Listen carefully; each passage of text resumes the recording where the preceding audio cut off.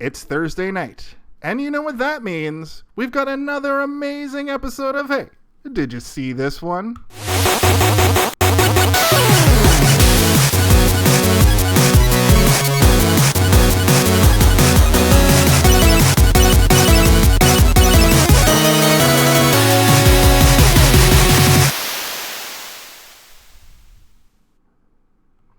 Oh, hello, everybody. It's us again.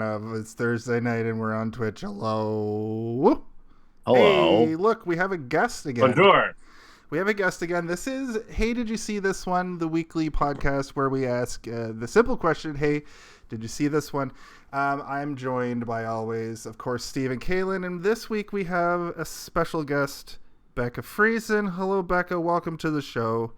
Bonjour. Thank you for having me. Oh, where's the applause soundboard? I don't have it. It's too loud. That's No, not go too for it. loud. It's not too loud. Okay, here, I'll play it. I'll play the sound. And our guest this week is Becca Friesen. And our sound this week is clapping. Oh, I'm God. typing it in. Look, you're doing a good job. Oh, and our guest this week is Becca Friesen.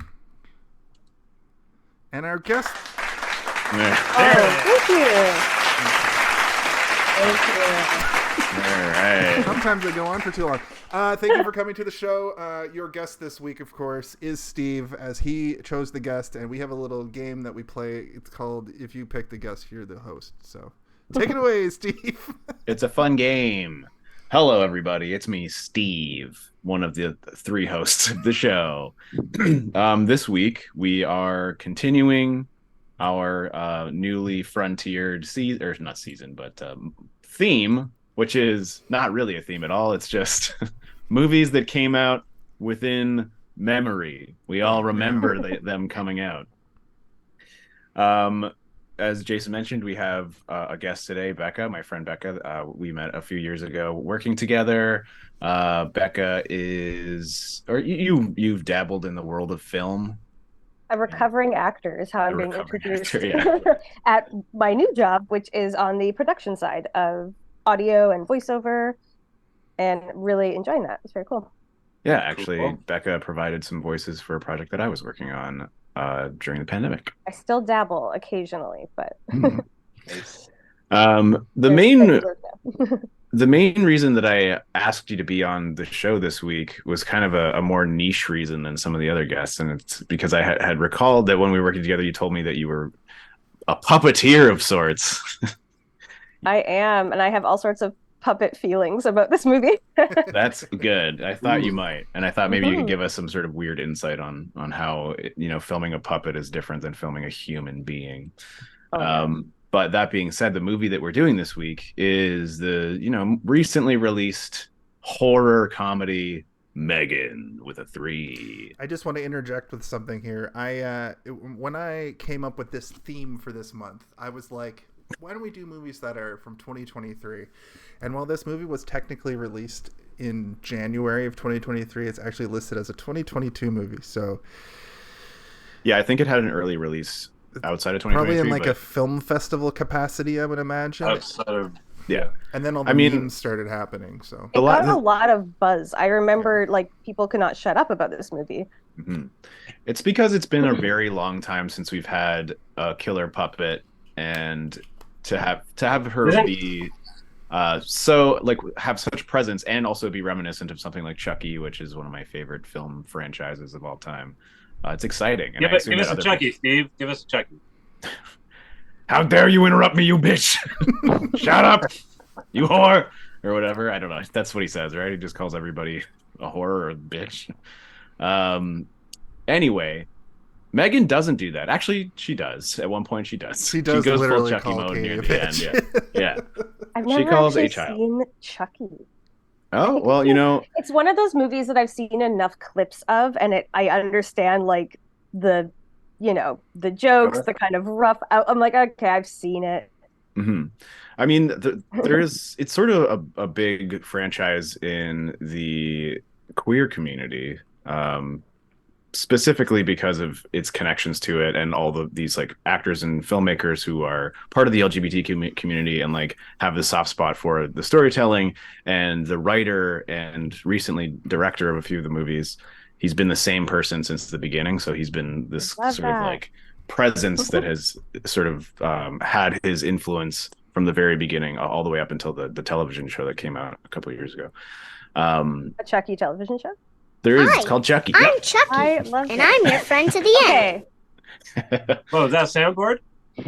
No, Chucky's here. Chucky's here. I may have to go back from the beginning and give it a whole other chance. Maybe I saw it pre. What, Chucky? Yeah, maybe I saw it pre puppet years, and then when I understood more about puppetry, and like then I probably would have got more out of it. Mm-hmm. Yeah, it's. I think in my brain it was kind of like Gremlins, and I'm like, yeah, Gremlins good. It is reminiscent of Gremlins. It's much more archaic too, and it's not like. We talked about this a lot. We've done the first 3, and it like scared the shit out of me as a kid. But as an adult, it's like child's play. Yeah. Watching this is child's play. Yeah, I mean, that being said, M3GAN gives me some pretty clear parallels in terms of what Chucky started as and what he has, become over decades of filmmaking and television making. But the way we begin each episode is we like to go around the table and ask everybody the first time that they've seen the movie that we're going to be discussing. The one sort of shortcoming of that for this month is that we all pretty much saw these movies very recently, so we're not going to have some sort of grand tale about it. But if you have any interesting thoughts on your first impressions, then you're more than welcome to share them with us. So, Becca, if you'd like to begin, when's the first time that you saw M3GAN? 2 nights ago. See, this is like, when did you actually finish your homework? I'm like, last night. But like, I did it. I did do it, and I got to the deadline. So you're getting a very like immediate, visceral fresh review take from me. Yeah. Absolutely, and I loved it. It was thoroughly enjoyable. Mm-hmm. I was laughing out loud the whole time. I really enjoyed it. So my husband is terrified of horror movies, and actually, I have to warn him if I'm watching horror movies in advance on our like shared TV. I usually have to watch them alone. And so I was like, please, will you watch M3GAN with me? Because we'd like to chat through movies and whatever. He's like, I don't know. So now I'll hold your hand if you get scared. Yeah, but now I've talked about it so much. He's like, okay, now I actually want to watch it. So we will watch it again. It is more funny than it is scary. Also, it was really funny. Yeah. Not the version I watched. If you watch the theatrical, yeah. Yeah. So yeah, we should say that Steve and Kaylin both watched unrated, and I watched the PG-13. I watched both. You watched both. Which version did you watch, Becca? Just whatever was on. I realize it now. I watched the unrated, but with. Or no, I watched the PG-13 with subtitles that showed me every time they said fuck. It was really funny to me because I could tell where they had like cut the swear word out. Yeah. And I was like, oh, that's so clever. Okay, so that's how they do like the 2. Okay.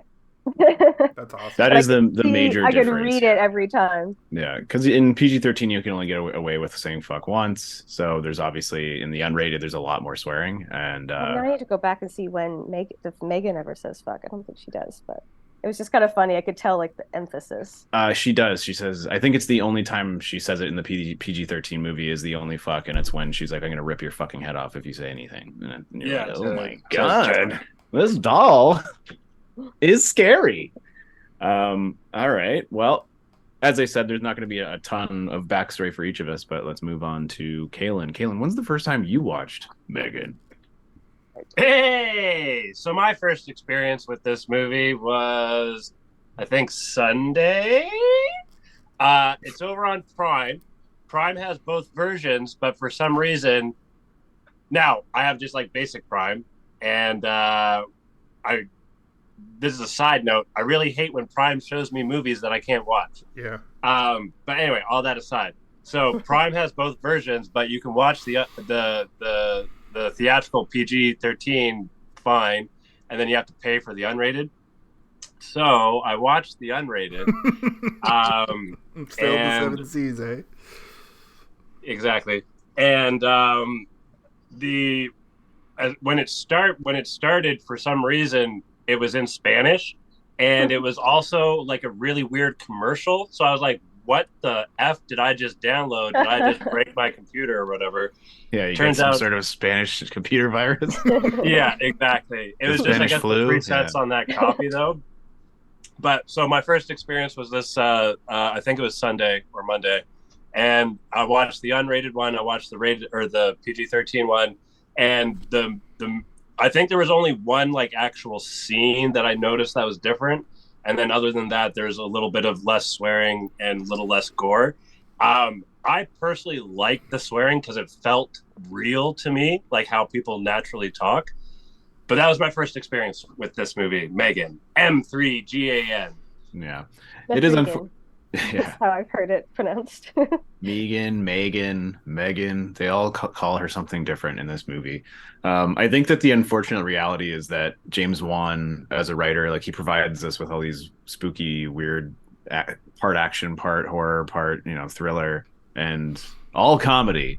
But his movies are generally marketed to the PG-13 demographic because it obviously ends up allowing them to make more money in the theater. But it is nice that they can have an unrated version be released, even though it's so negligibly different. Unless you watch them back to the early 2000s, where you'd get like the 14A version of like I mean they still do it, and they still do it now, right? But yeah, it's more prevalent when you're younger because it actually impacts you on what you can see and not see. But it's all about the money these days. Jason, why don't you what's that called again? It's called a cash grab. Cash grab. Nice one, Kaylin. Jason, I missed it. Why don't you tell us about your first time watching M3GAN? So, sure, I watched it. I watched it over the last couple days. I like to watch movies in parts because I'm a plebeian who can't sit still for 2 straight hours unless I'm in like a theater or like it's a movie I really want to see. And this, like Cocaine Bear last week was a movie I wanted to see and I sat through the whole thing. And this one I should have sat through and watched the whole thing. And especially I watched the last 10 minutes on my brand new 65-inch TV like an hour ago. And it Name drop. On your brand new big screen TV. Why don't you show crazy. Off a little more? Why don't you? I saved up for this TV for 5 years, you son of a bitch. And write it off as a business expense. Exactly. Review movies. Exactly. I bought the TV for this podcast. So basically I watched it this week, right, for the first time. However, I do have a bit of a history with this because I am on TikTok. And I know about this movie because of the push that they put on TikTok, which was the scene where she walks through and does the little dance. That went viral. And there's probably 100,000 drag queens worldwide that have recreated that dance. Yeah. And that was so weird to me when it first dropped on the internet that I was like, what the fuck is this?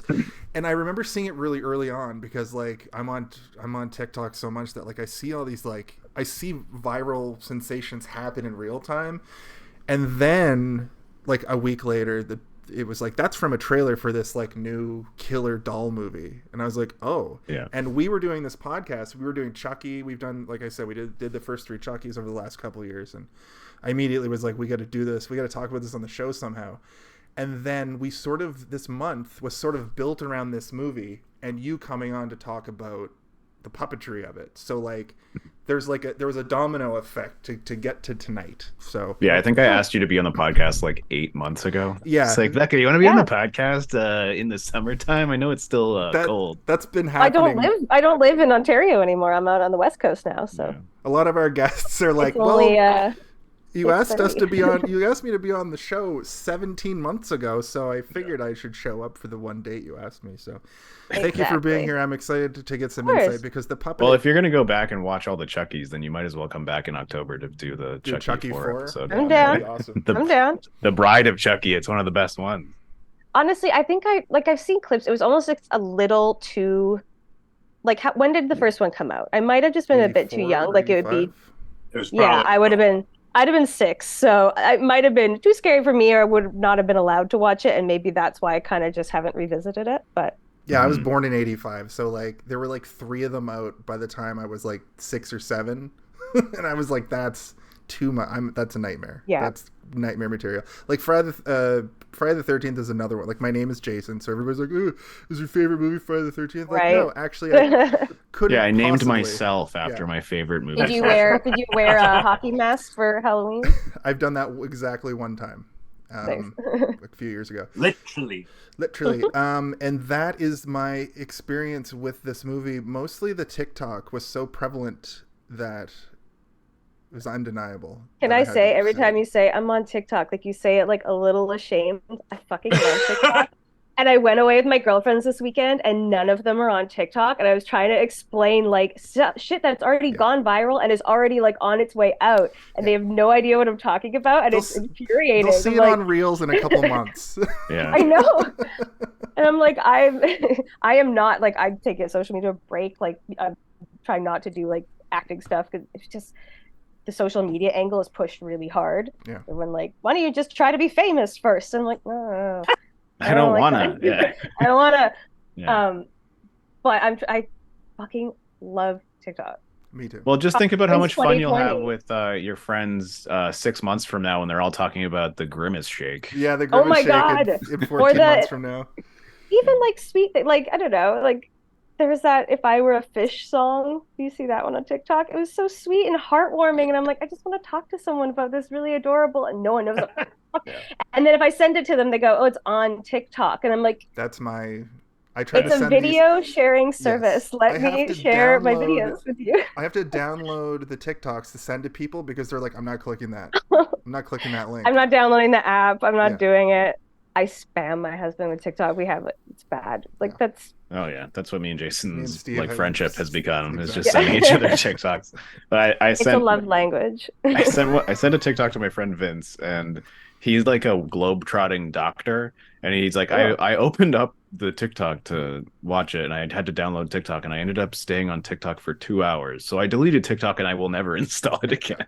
Yeah, it's pretty addictive. People are kind of on two sides of that fence. They're like, either it's way too addictive or it's China stealing all my information. So why not? And there's both? no in between. It's definitely both, right? Like it's definitely both. But I will say, Jason, I had forgotten about that TikTok campaign, and I remember being super intrigued because I was like, "Killer Doll." It's from the song is that part of Poker Face, just like the bridge in Poker Face. No. The song's called "Walk the Night" by Scat Brothers. Yeah, in the movie, but on talking about the trailer, Kaylin. The TikTok. It would not even. It wasn't in the trailer like that. Anyway, the TikTok was her dancing to just the bridge from Poker Face by Lady Gaga, and that was the TikTok. Yeah. That was the TikTok, and everybody's like, "That's it." It's no one context, aspect, fucking love at all. You're just like, what is happening here? And it was super creepy. I was very into how creepy it was. It was better with the music that they put in the movie. Yeah. I also think that the utilization of pop music in this movie was very well implemented and super cool. Were they all Ava Max songs? Because I recognize them sort of. Anyway, we'll get into. Well, there's Bullet or Titanium or whatever. Kaylin's raising his hand. Kaylin, what would you like to add? No. I raised my hand so that you guys can finish talking, and then. Oh, I'm sorry. I missed that. No, Kaylin, when Kaylin has his hand up, thank you for helping me interrupt. No, that's a rule for Kaylin. Not everybody for stop. I am gonna stop my video because I'm gonna grab myself a drink, and you don't need to see me wander around my apartment. Okay. Go ahead. Quick little interruption. Movie title shout out. 7 minutes 45 seconds. I was gonna say all day today I was like, Kaylin's gonna interject 5 minutes into this because they've name dropped this movie immediately. Yeah, that's M3GAN. I mean they also say her name 1 billion times in this movie, so it would be weird if they didn't, when her name is M3GAN. But also they do the acronym. It's an acronym, right? It's like the but what about the N? Oh, shit, You're taking it from the N after the A in Android. I don't like that. How can an acronym? How can have you 2 letters? Oh, because her name would be Mega, and that doesn't sound as cute as a doll for children. And also, then that means that the name should be M3GA lowercase n. Lowercase n. Okay, I'm down with that. There's also a 3 in there. That's not an E. That's not how language works. It's a cute thing. That's what they did. They thought of the name No, first. I'm doing my little nitpicking. Yeah, it's called being facetious, and I hate it.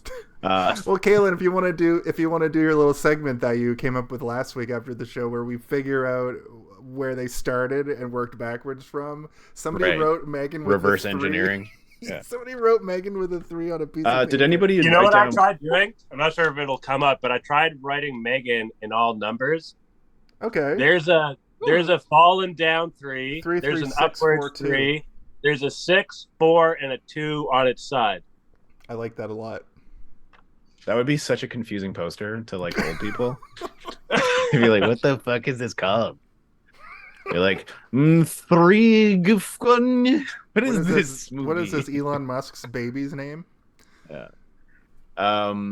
So anyway, the movie is directed by Gerard Johnstone, who is a relatively new director. He directed a TV show in the sort of like late noughts up to the 2010s, and then he directed a couple of movies in between this and that, but not a huge filmography so far.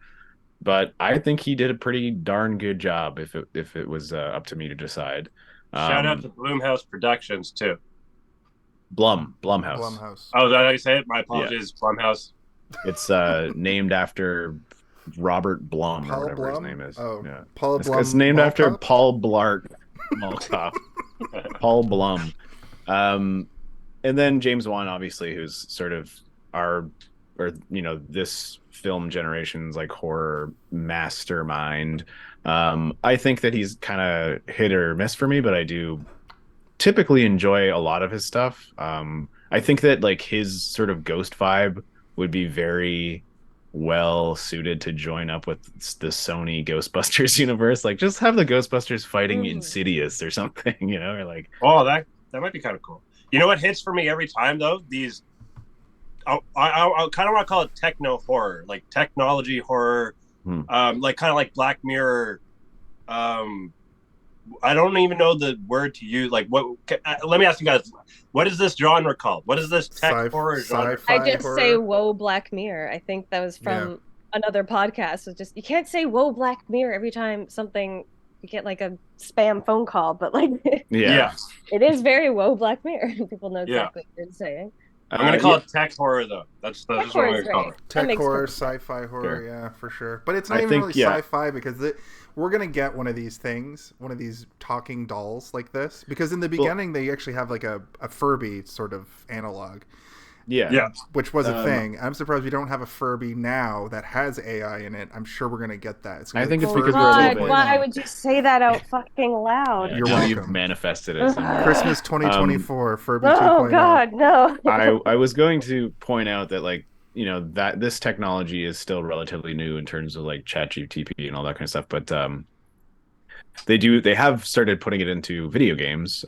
There's a mod now you can get in Skyrim where they have an AI bot with an AI voice that you can just have a conversation with through a microphone or through text. So your companion will follow you around in Skyrim, and you can be like, "Hey, what do you think about all these Forsworn? Like, do you think we should be eliminating them?" And then the AI will learn about the behavior and be like, "I think that they're just defending their land, their territory, and everything that we're doing is maybe considered genocide right now." And it's going to get crazier and crazier, but like stuff like this, I would just consider science fiction more than horror, right? Because science fiction at its core is often horrific, and if you go back to the Twilight Zone and the Outer Limits and all that kind of stuff, and even X-Files, it's all science fiction based, but it's super duper horrific, because what's scarier than humanity creating something that's out of its control, right?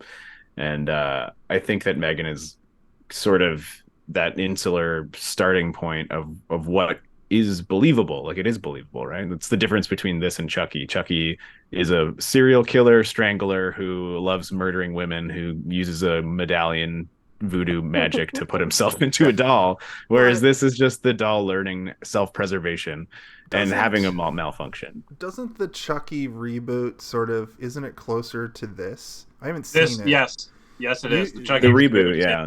very similar. It's like an animatronic that is possessed. I don't It know got what like the short conceit circuited or something like that. Oh, okay. Yeah. It's a toy. It's literally the same story, pretty much, Okay. except it it's a high-tech toy. Kills a lot more people, and it has a very like I want to kill everybody now because it's fun to me. Whereas M3GAN is more like I don't want you to turn me off. Yeah, like, and if you do, I'm gonna kill you. Mm-hmm. Oh, that actually, I have a question. I'm not sure if it's too soon to ask this question, but was she ever turned off? I think that she uploaded her consciousness to the internet immediately, and that's what that last scene of the Alexa being like. Yeah, Elsie. Yeah, Elsie. Yeah. I think that she was probably being turned off in the beginning a little bit, but as soon as she realized that somebody had the power to turn her off while she was in the middle of a conversation, that's when she decided not to. I also think to start faking it. Yeah, just to be like, I know. Yeah, exactly. She's a good little actress. She got, she knew exactly what she was doing. Yeah. She's describing herself as a recovering actress now, actually. I feel like if I dressed up as M3GAN for Halloween, it'd be like, come on, it's not. This is a while ago. The meme already happened. No, yeah, you can't. The movie was great. You have to learn the whole dance, though. I just saw M3GAN on Reels. I'd love to learn a dance for a Halloween costume. I just heard about this new movie on. Hey, did you see this one? Yeah. I also do think that up until she gets attacked by the dog, I think that she is still abiding by the rules that have been presented to her. Because that was another question I had. I have the dog attack that started it all. I have a Jason's theory corner about that, and it's exactly what Kaylin's asking. Well, I mean, I'm telling you what I believe. So it's I think that the dog attack, because it deliberately shows her like head frying, and then no one ever checks on it afterwards, right? Like, and her hair is all matted, and she's just staring at the neighbor. I started cackling, laughing at that part because it's doing the slow push, and the neighbor is just like, "Okay, I need to go inside." Yeah, that's messed little up. Psychopath. Why is that doll looking at me like that? Like, but it's the first moment where she's almost, because she looks at the helicopter, right, and you see her staring at the helicopter and realizing that like that's a piece of technology, just like I am. But also it's free to fly through the air. I'm trapped in this house and I'm having to deal with this girl. And it's almost like she's having this sort of existential thought process of like, what am I? I didn't think of it that way. Am I a machine just like that helicopter, or am I something more than that? I thought she was looking for like threats because she was still very much like in protected. Like she was. It did look like that too, yeah. Like a trying style, to protect the girl for a bit, like.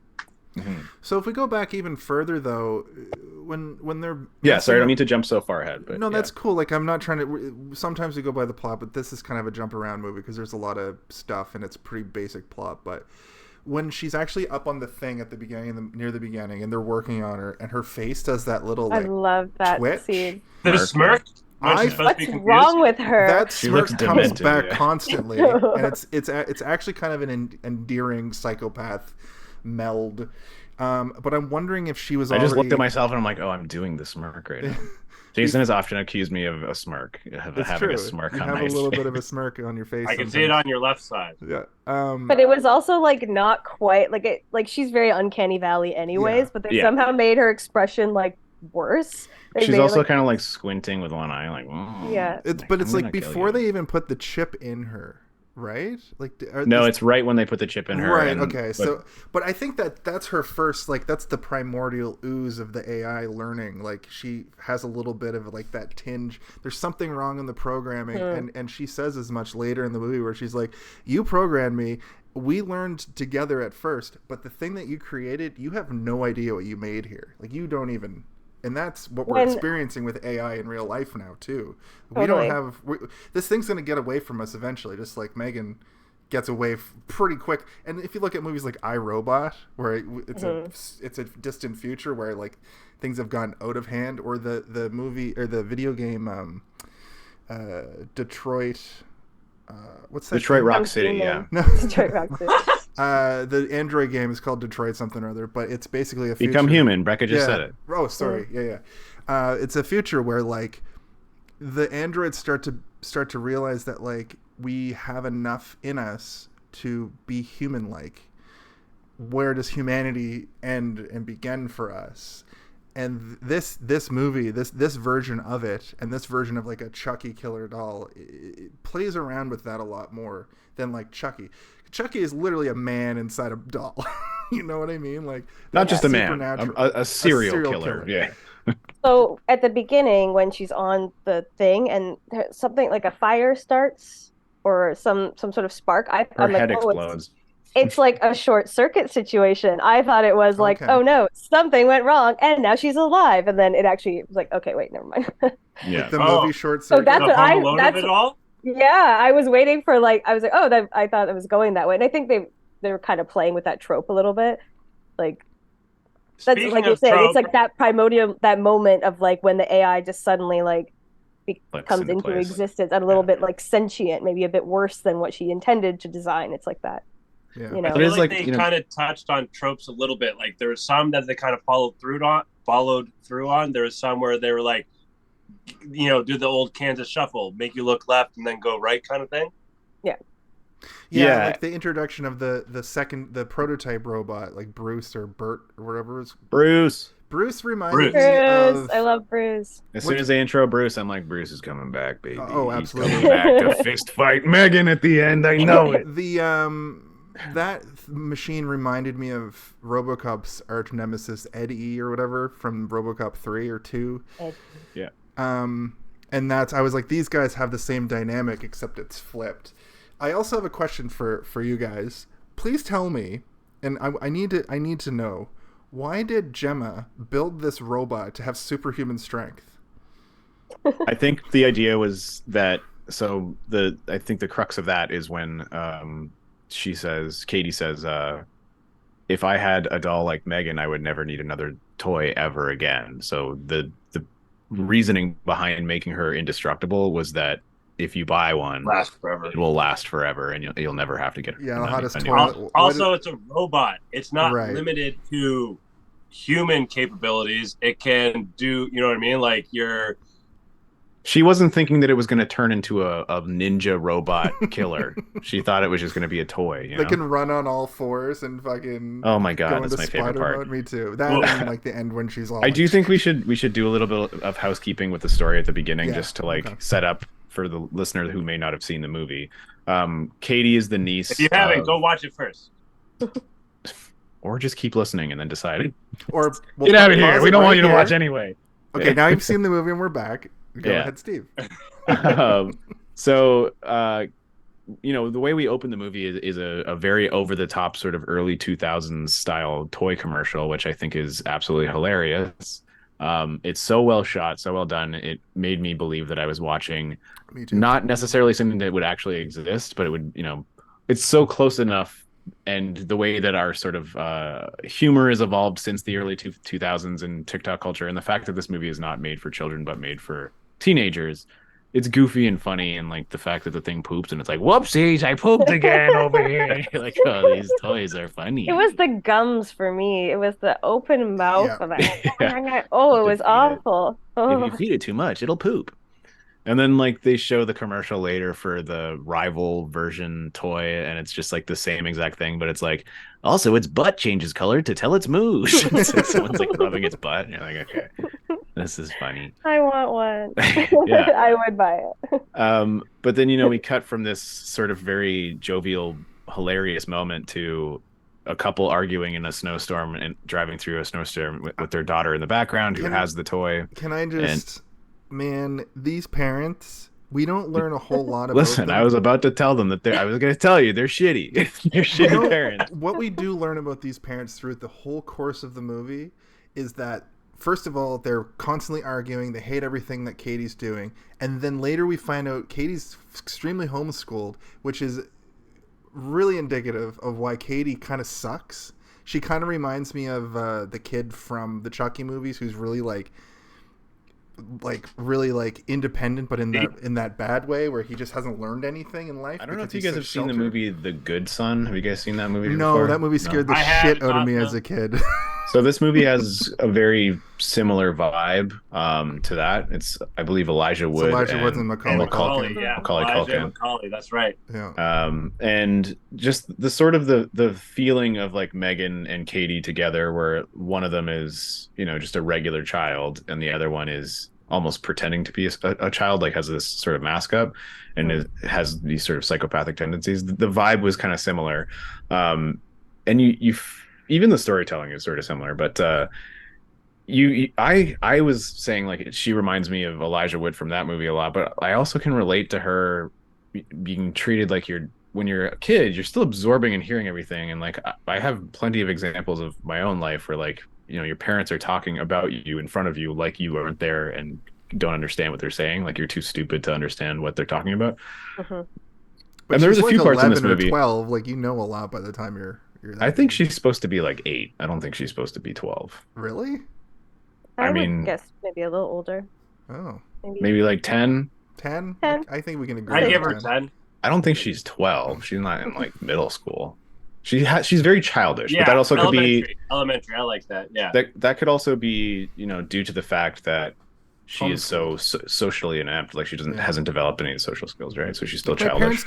My parents said I didn't need to know other kids. Like that's not great. Yeah. Sorry about that. I cast some. Like I was doing some casting back in Toronto, and I got to help cast a Girl Guides commercial, which is super cool. And they were like, "Oh, okay, we want like kids like 12. What was it? It's like 8 to 14." And then the like divide of you lie about your age. Yeah, and it was just like there is no way to tell. Like they're literally because you can have like a very tall 14-year like kids. I thought you were implying that Becca was trying out for the Girl Guides commercial. No, like, no, Becca's God, like no. I'm 12. No, but it was so wacky, and they were like, there was some girls that were like, she is so cute, she's so great, but she's like 3 feet taller than every other girl. They're all the same age. Like, right. What's up? I'm 8 years old. Yeah. As a former tall kid, I was like, please cast her. She's amazing. And they were like, she's great. No, she's already going. It's hard to tell with actresses. It's hard to tell with like actual, you know. I decided to double check here, and she is 8 years old. Fuck me, really? Nice. I was correct. Yeah. But she's supposed to be, immature, like raised by holy parents. Yeah, who kind of ignore parents. Her. It's also like they were traumatized immediately. The mom limited her screen time, which I think is actually that doesn't mean good parenting, Kaylin. No, that's to limit screen time. If you're okay, hold on. If you're going to limit the screen time of a child, but you're also a shitty parent who's not taking care of them properly when they're off the screen, all you're doing is like removing something that they enjoy and not filling it with something that they do. You have to. I'm not saying she's great. I'm just saying that's a good thing to have limitations on. Not necessarily. Half an hour of screen time a day. That's also messed up. That's crazy. That's. There was a time where we didn't have any screen time. So you know what? Not in my lifetime. In my lifetime, there's always been screens. Not in specifically my lifetime. My parents plopped me down in front of the TV. For some people, they've been born into this life.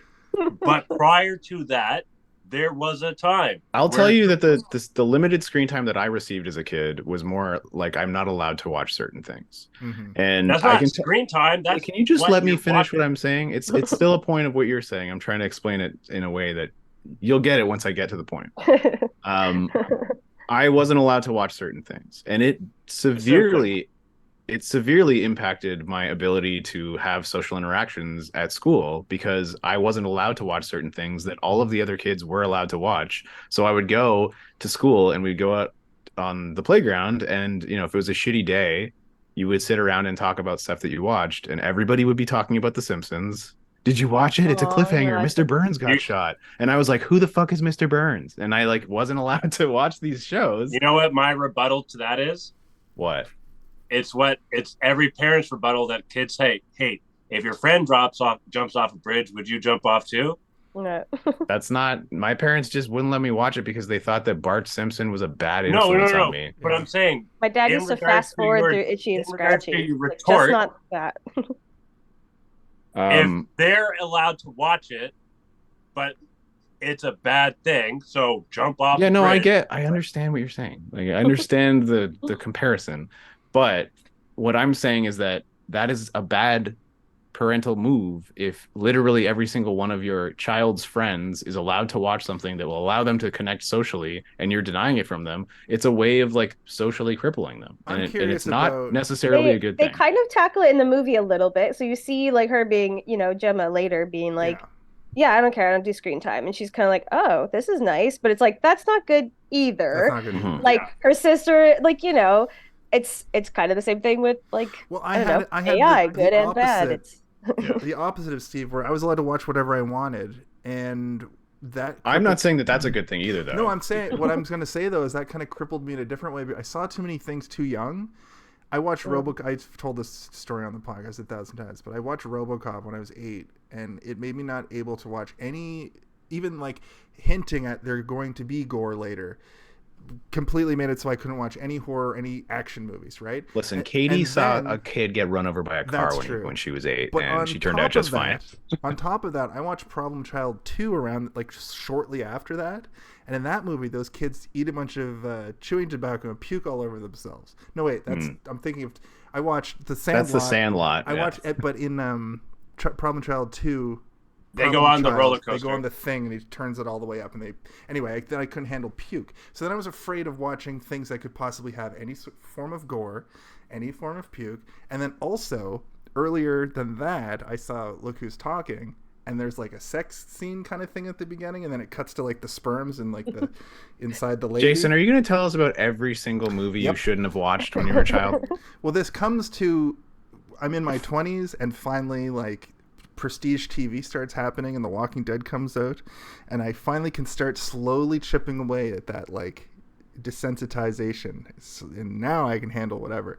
But it's the opposite. Either like you're completely sheltered from everything, and that makes you a certain way, or you're allowed to do whatever you want, and that makes you a certain other way. That's my point. I have a quick question, Jason. Okay. If you puke and you see your puke, does it make you puke more? Fine. I'm good now. Puking is not a problem for me. Good question. Good question. That's funny. So anyway, we learned the parents are bad, and like as to Kaylin's point, like limited screen time is a good thing, but not necessarily. But as we've had a little small discussion here, that doesn't equal good parenting. Here, speaking of parenting, are any of y'all parents? I'm not a parent, so that was not an endorsement. Oh, are any of us? Oh, I'm not. Okay, great. Chad is asking, can I watch M3GAN with my 13-year-old? It's hard to find horror movies without necessary boobs. Well, there's a 13-year-old. There's no boobs. It's a PG-13 movie. It is PG-13. So, yeah. I don't think I'd watch this movie at age 13, but also 13-year-olds have been on the internet probably for 13 I think this movie, especially if you watch the theatrical version of this movie, it is completely fine for a 13-year-old. Yeah. Unless you're like a 13-year-old who's scared of everything, then it might be scary to you. But this movie does such a good job of catering to the moment when it comes to music and cinematography. When they want it to be creepy, it's creepy, but there are moments that are absolutely beautiful and nice and like whimsical. It looked crazy in 4K also, good to say. And it just feels nice at points. Like when M3GAN is first being introduced, they have this almost sort of 1960s whimsical music where it's like harps and synths and stuff. And it sounds, and even the little sort of laboratory room that's like full of toys and stuff feels very 1960s. The door opens and there's like a red wall behind her. Retro futurism, I think. Exactly. I love retrofuturism. It almost feels like something out of the Batman animated series from the 90s, you know, like where it's it just has this harsh angles, high tech levity to it, rich kind of. It's like new age plus old age, like yeah, it's weird. That's utopian sci-fi. Yeah. That's like, here's what it could look like when shit goes right, and that's harder to write because that involves hope and you know, that's in the near future you can take your sky car to work while your wife stays home and produces you a lab grown pig sausage. Like, oh god. But watch Star Trek Next Generation. Like, it is so hopeful, it is so earnest, it's so aspirational. Yeah. And we are like, I really enjoyed this movie, but I listened to something that made me really think, just saying like, we consume a lot of dystopic future stuff, and that doesn't do a lot to actually reinforce like undoing and unpacking like detrimental ways we're living now and like aspiring for better and make the world a better place, blah blah blah. So it's like, you actually need, what it does is you get forced to read like Brave New World in 1984, and these kids are like, yeah, don't try anything because it could get so much worse. Yeah, status quo is better than Ooh, spooky future, It's right? hard. It's hard to relate to utopian stuff too. Like we live in literally, like in the '80s, it was like it might be like that one day, but it's fine. And in the '90s, it's like it might be like that one day, but it's fine for now. And then like after 9/11, it started to really like we live in like almost like a pre-Skynet or like the sci-fi where like the corporations own everything. That kind of That's the word future. though. It's like it's not just sci-fi. It's this imminent sort of future. Like it's not the near future. It's not this fantastical. It's like very this close and breathing down your neck and really terrifying. And we know we're like shit's about to get fucking wild.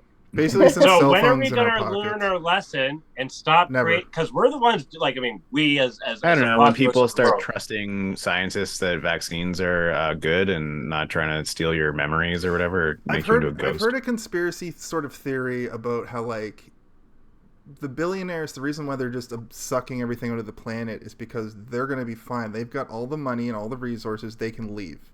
And I was always like, that's ridiculous. Like, they're just going to they're going to go down to the bottom of the ocean and their little tin can's going to implode. We saw that happen. Jason.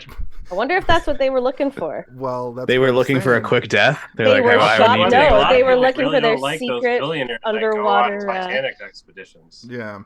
So there's a thing. Follow that live on TikTok. You know, you had to watch the whole progression of. That was a very interesting week on TikTok. I will say, I agree with you about it.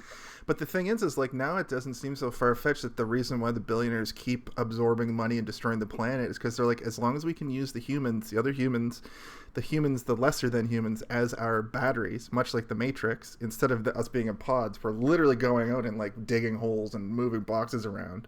Right? We use up all the people. I think I need to get us back on tracks here. This is going a little bit too much. Anyway, Becca knows what I'm saying. We all know billionaires suck. Okay? That's connected to the sci-fi thing, because the whole thing is that these androids are going to eventually become like manual labor. I think this was like the first plot point in the new Picard, is like the androids, you know, they start to treat them like slave labor, basically. But in our timeline that we're living right now, I don't think that would be beneficial to the billionaires, because that would make the peasants' lives easier, and I think they want the peasants to be used up. The thing about Star Trek and real life is that Star Trek does try to eventually work towards the utopian society where people can do what they are passionate about and work because they want to work and not because they have to work, right?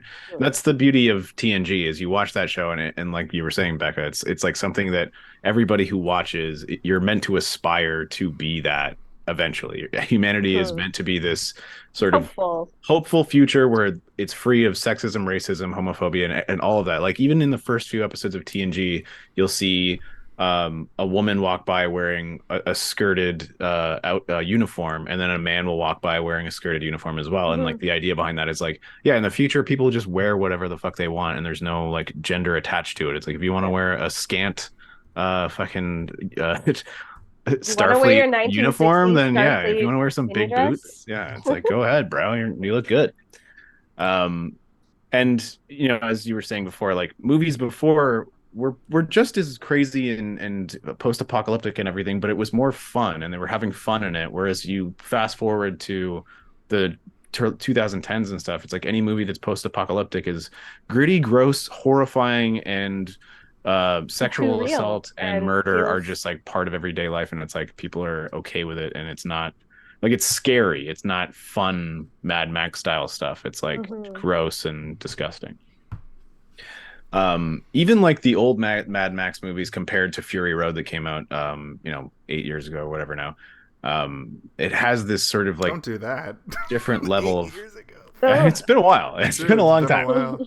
But it has a different vibe in terms of the fun. Like you watch something like Thunderdome and it's goofy, weird fun, and sure, it's got a layer of grime on it, but Fury Road has this like level of disgust that you are experiencing while you're watching it. M3GAN, she's cute. Like so she's beautiful. She's actually very like the movie is very like crisp and clean and campy, and I really enjoyed that. I'm like, yes, it's got that like pre-apocalyptic dark tech sci-fi vibe, and even it's terrifying. Her clothes are like something out of those sort of like press doll clothing from like the 1940s and stuff, like paper dolls and stuff.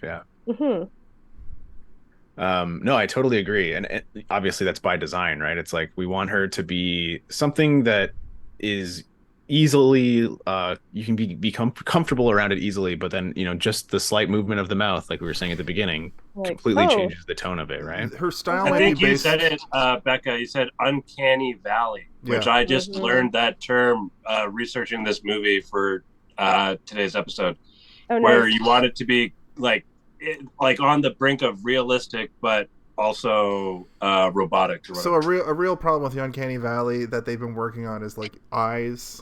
And they don't even try with M3GAN because I think the eyes are the window of the soul, and she has no soul. So, like, I'm not going to get into. There's also like souls, but we just watched. Me and Steve saw Indiana Jones last night, and they did some aging down technology, and it still has that. It's really good. It's some of the best I've seen. But there's some facial movements that the CGI does that. I don't want to break the veil here, or pull the veil away, or shatter the black mirror, but.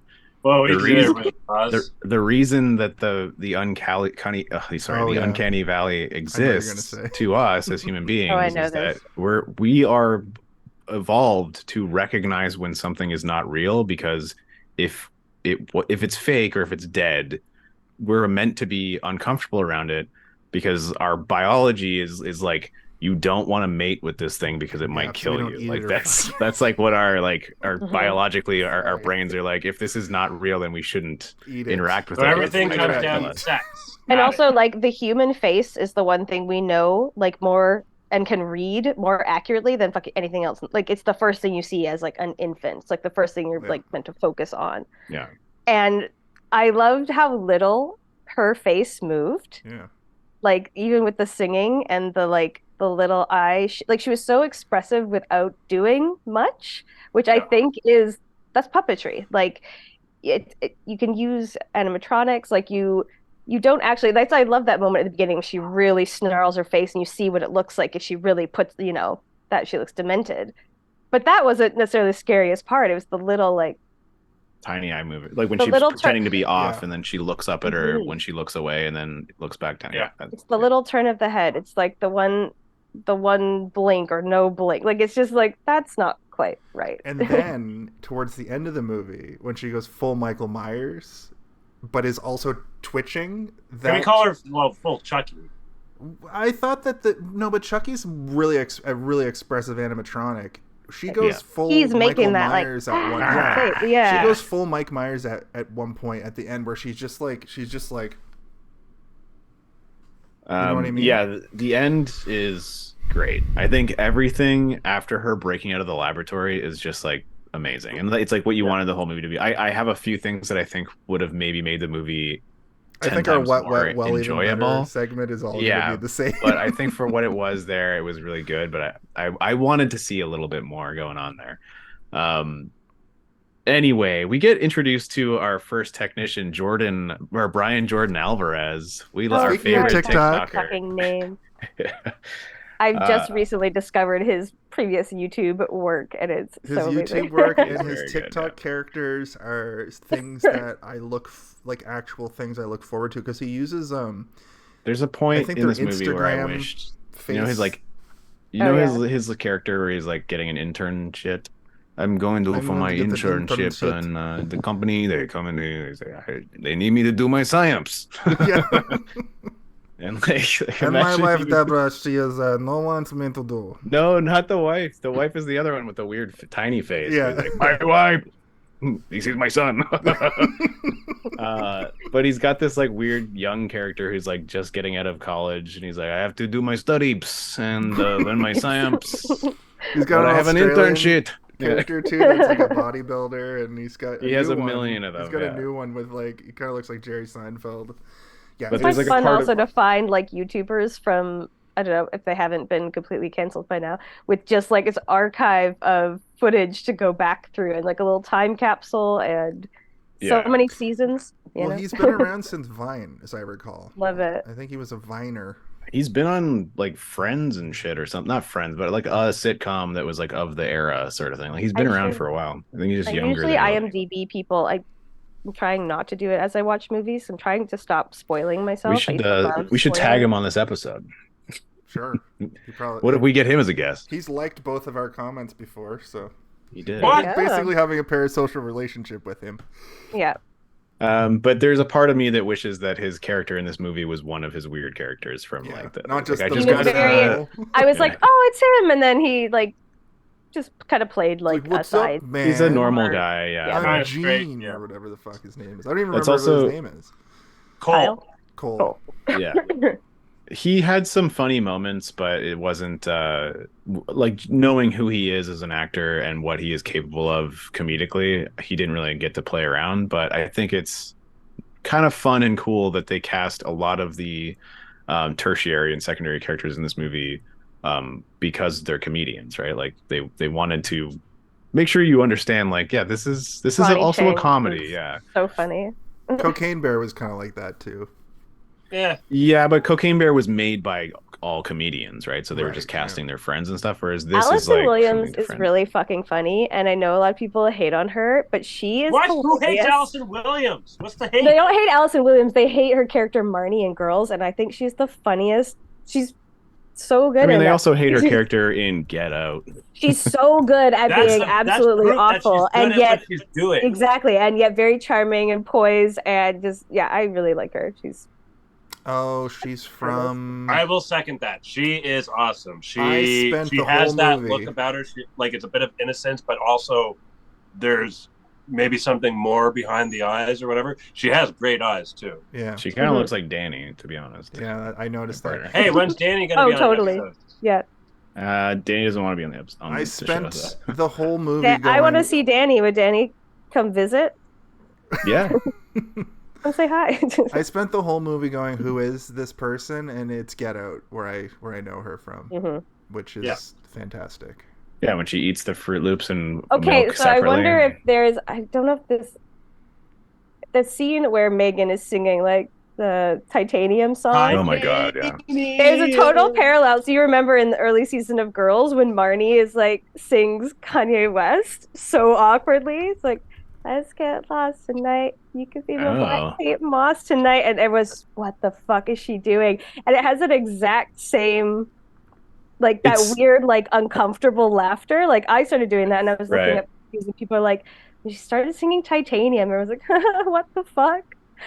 There's like, I think that there's 3 musical moments in this movie, right? And one of them is like a weird Disney moment, and it's so well done that I actually like teared up a little bit while I was watching it. And I was like, this is so nice. And then the Titanium one, where it's like she's just doing it because she knows that she'll get an emotional response to placate Katie to get her to go to bed, but she's singing Titanium, which is like basically a song about being indestructible. Yeah, that's what I picked up from the alloy she is made of. Yeah, true. Reminding you she is a robot. And then there's the point at the end where she's playing Toy Soldiers on the piano. Yeah. Oh, yeah. Which is also really good and like super duper. Yeah, like it's so poignant for what's happening there. It's like, I don't know, man. Like, I'm not saying this is the most amazing movie I've ever seen, obviously, but like there are moments in it where I'm like, this is the most amazing movie I've ever seen. While I'm watching it, I'm like, this movie's great, and then afterwards, I'm like, it's all right. But while I'm watching it, I'm like, this is perfect. This is so good. I think they just knew, like, I don't know, it delivered what it promised. You just like, you kind of like, I want to watch her fuck shit up. Like, oh no, I don't want to watch her kill the dog, but I kind of do want to watch her kill the dog. She has a progression of killing too. She goes from of, dog to kid to like adults. I have a question for you though. If it wasn't for the memes about a year ago, do you think this movie would have been like a bit of a moment, a horror moment in the horror zeitgeist? Because it might have just come and gone and nobody would have really known. But it's a well-made, good, like pretty good movie. I think that horror movies in general now, and just a lot of movies, to be honest, like they rely on TikTok specifically, and you know the newer things that are coming out, but they have to be able to let you watch something on a screen that you're looking at, you know, vertically. And they have to be able to take those things into consideration when they're making a trailer, right? And that sucks. Insidious, for artistic the new Insidious integrity. Movie has kind of a weird thing they're doing for promotion, and they have the song from the movie has Patrick Wilson singing with the lead singer of Ghost on a Ghost track, the band Ghost, in this really weird, heartfelt... He's a beautiful singer. Apparently, it's a great singer.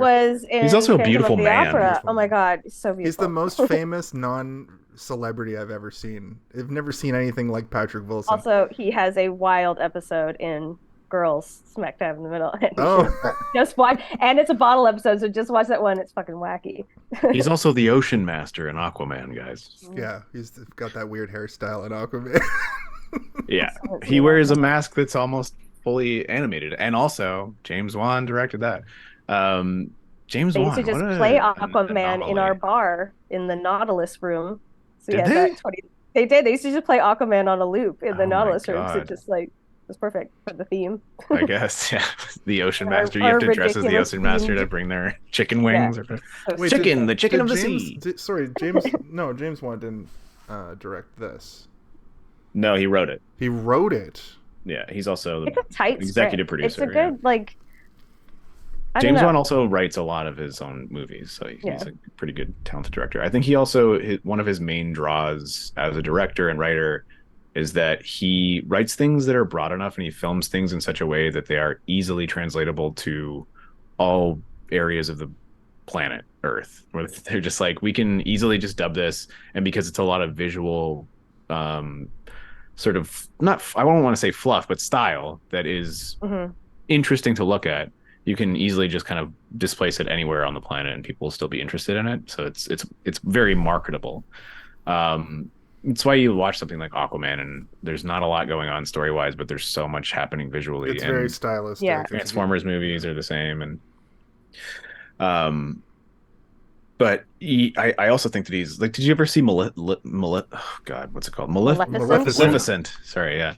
That's another one. I'm like, I don't think I've ever seen it, but yeah, I've seen it. Like, I've seen enough. It was the first. You haven't seen it, man. That movie is fucking bananas. But I've seen clips, and I know there's a whole like different backstory, and like TikTok shows you pieces of movies all the time. It's great. It's true. It's the first movie though in that get my Coles notes. That line of like villain-centric Disney movies, which is what I remember Maleficent being.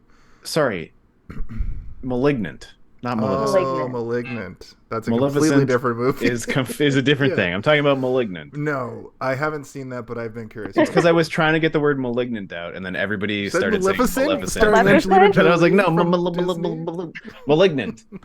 Well, then disregard everything we said for the last minute. Yeah. Malignant is different, also James Wan, and it is batshit crazy M3GAN style cuckoo bananas, but super gore and action and good. I don't even want to tell, if you haven't seen it, just watch it. But like, because if I was to start to describe it, you would start saying what, and I'd be like, all right, I gotta an afternoon where I watch Malignant and Barbarian and just fucking lose my head. It's a good double feature, I'll tell you right now. Kaylin, what do you got? Who the fuck calls a snowplow a snow truck? So I thought the same thing. I was like, what? We gotta wait here for one of the snow trucks to come. And then later she's like, I lost my parents in a snow truck accident. And I was like, what? I thought it was a train. I can understand her saying it because they said it. Yeah. But why the fuck did they say it? Because your parents are they probably shot it. Where did they shoot it? Somewhere warm. Was it in the UK or something? It might just be one of those things where like it's easily translated by AI, or they're like, if we say snow plow, the word won't translate properly, but if we just say snow car in English, it just like makes more sense and it'll be easily translated to everybody across the world. Ooh, okay. Because plow does not mean car. Like the plowing is what you're doing, but like the car, if you just say snow car, you're like car and there's no. That was a very sad scene actually, and I kind of like this. I don't know if it's like the way it was framed though. You're just like waiting. You're like, okay, like, we gotta wait this out. I'm like, there's gonna be something coming. It does that thing like yeah. But they do that thing like they're gonna die, but also like they let the kid kind of. I don't know. It was really sad. Like it was well done, and like just showing her. Like they don't explain what happened, just showing her picking her up. You figure out how they're related. Right. You figure out how the in silence, just show watching don't tell. Yeah.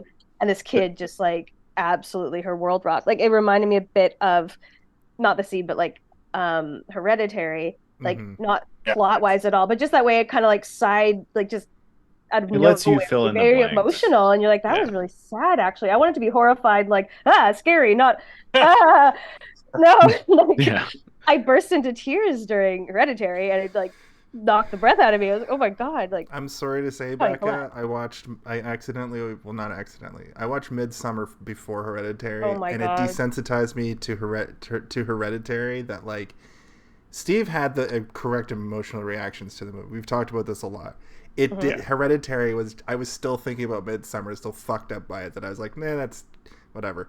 So you're saying I need to watch Hereditary first and watch then all of his movies in order. I mean, it's still odd to me that you aren't able to have the appropriate emotional response to a completely different movie. But like, I understand if you had prepped yourself mentally for trauma. But I think I watched them also too close together.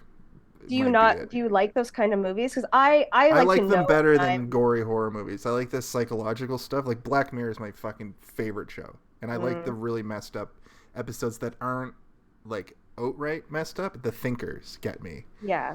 I want to be trapped in a mind prison. That whole season about people getting stuck inside, inside the little that shit. That's my jam. Hook me up with more of that. I want to go watch some.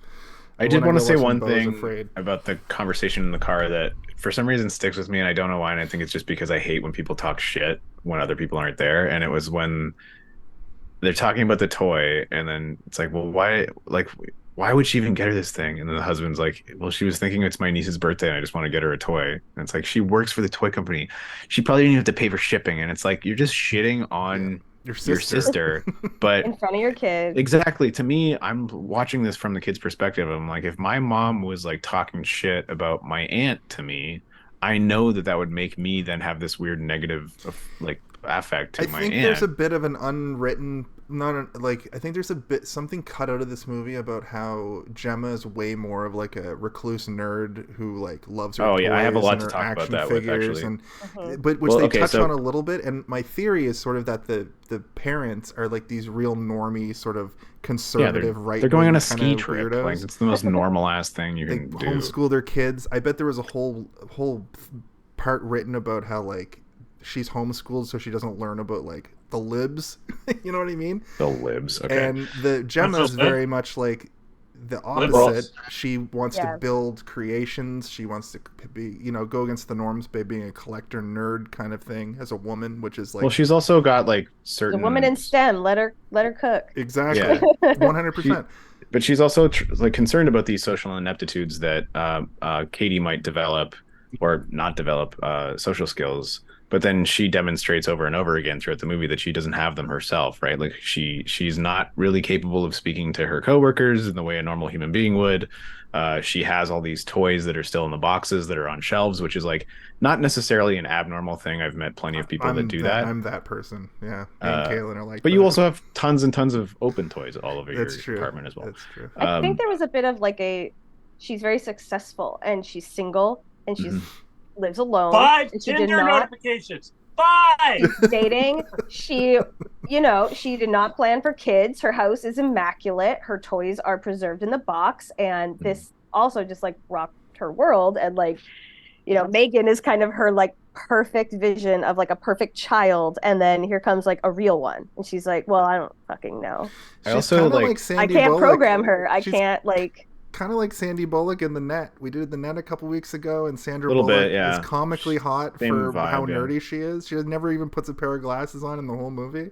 And Gemma is sort of like that too. Like she's a model. So I wanted to say that she wears sweatshirts. Yeah, she's a sweatshirt. That means you're a freaking nerd. You don't $400 sweatshirt. Yeah, she goes in the shower. She only washes her hair, nothing else. What the fuck? I don't know. She just doesn't want to waste time. She definitely does not wash her knees. I'll tell you that much. Who the fuck hacks open their collector's toy like that? It's because she was pissed. She was pissed off. She was mad. So I think that was malicious like, compliance. That's just visual, sort of like it's not necessarily foreshadowing, but it's also like showing that the house is not necessarily safe for a child. She's got an X-Acto knife like within grabbing distance of a child. Like I think there was like multiple layers working there, but it brings me to my first thing of like, I noticed that a lot of the times in the movie, Gemma does not hand things to people. She tosses them to people like constantly over and over again. And I feel like that was once again just trying to like visually confirm to us that she has this disconnect from other people, where she's like, there's never a moment of somebody even like later they're having toast at the table or whatever, which is like, who the fuck just eats buttered toast in the middle of the day? I don't know, but apparently she does. And when she gives her the iPad, she doesn't, toss her. She like slides it across the table. Yeah. And I just noticed that like the only times that she's physically touching something that somebody else is touching is when she's trying to wrench it away from them, or like it's violent in its own right. I like that. I'm not sure what the significance is, other than to make it to show us that she's prickly, and she doesn't have the social skills that she's scared that Katie isn't even going to develop either. She built that social ineptitude / like prickliness into her AI program, and that's why M3GAN so easily, like, I do get that M3GAN's like initiative is to just be a guardian for the person that she's paired to, but Gemma wrote that program, right? Yeah, but I mean, you also see, so the first time we meet the neighbor is not being unpleasant. No, she's being apologetic. That character in any other movie would have been like the comic relief, like fun, like grandma, or the fun. Yeah. Well, the thing is that she's being already sort got of like a fight going. Yeah, but she's just being kind of aloof and weird, being like, oh, sorry, and she's like apologizing for the thing that the main character is complaining about. But she's never doing anything that you would consider to be Karen behavior. No. Until later on, when she calls the cops, and I'm like, the neighbor seems quite normal and pleasant until she isn't, and the reason she isn't is because Gemma is the one who's being unpleasant. A nitpick from that little sequence is the police officer was totally unbelievable as a police officer. Like, his costume sucked. His demeanor. He didn't shoot anybody in the back. What about the detective who's chewing the gum and he's like, I shouldn't laugh about the that. detective was great. The detective was a good character, but the actual police officer... like, yeah, we found this kid's ear ripped off like a mile away. My all-time favorite was the camp counselor, and she looks at, Jesus Christ, what was that? Yes, it's like that's something I wanted reaction. to bring up. Yeah. When they, who's this little, and it's like, like, because like every time M3GAN blinks or moves her eyes, there's always like some creepy like noise. Like a C3PO. The sound design, it was very good. It was just servos going on. The sound design in this movie was on point the entire time. Yeah. Having made a sci-fi audio drama featuring dozens of little robots, I was on it with a bunch of other actor folks and writers a couple of years back, and we like found a guy who could sound design it, and we're just like, okay, let's go through every little. He raises his eyebrow. Yeah. He winks. Yo, if she's so advanced, why can I hear all her mechanical movements? I mean, she's advanced. She's still a robot, and also, it would be way less interesting if you couldn't like hear them. I know. Every space movie, we can hear them talking in space. It's like it's a movie thing. Explosions in space. Becca, I just want to ask Becca. We kind of glossed over it earlier, but you brought up we're well into the movie now, but you have some experience with puppetry. I do. How close to a puppet like what they use in M3GAN have you had experience with? Like, there's various iterations of M3GAN in this. There's literally like a kid wearing. There's basically 3. Yeah, there's that's a kid wearing a hat so, and gloves. There's like an actual doll, and then there's like There are animatronics. There's some that's obvious. So even I haven't done puppetry in a hot second, but I did get to train with some very amazing puppeteers. So I'm not like tooting my own horn, but I've been like around some like people that do it full time. And like for CBC Kids and Fraggle Rock and just like crazy shit. Oh man, Fraggle Rock? Yeah, Fraggle Rock. Fraggle Rock. They had a new one, yeah. And we've also, so I haven't done it in a long time, but I've also like, I fucking love it. It's so fun. It's so ridiculous. I got like a crash course when I did this community theater show 10 years ago and got to learn with this guy, Mike Peterson, who was in Labyrinth and just like crazy shit.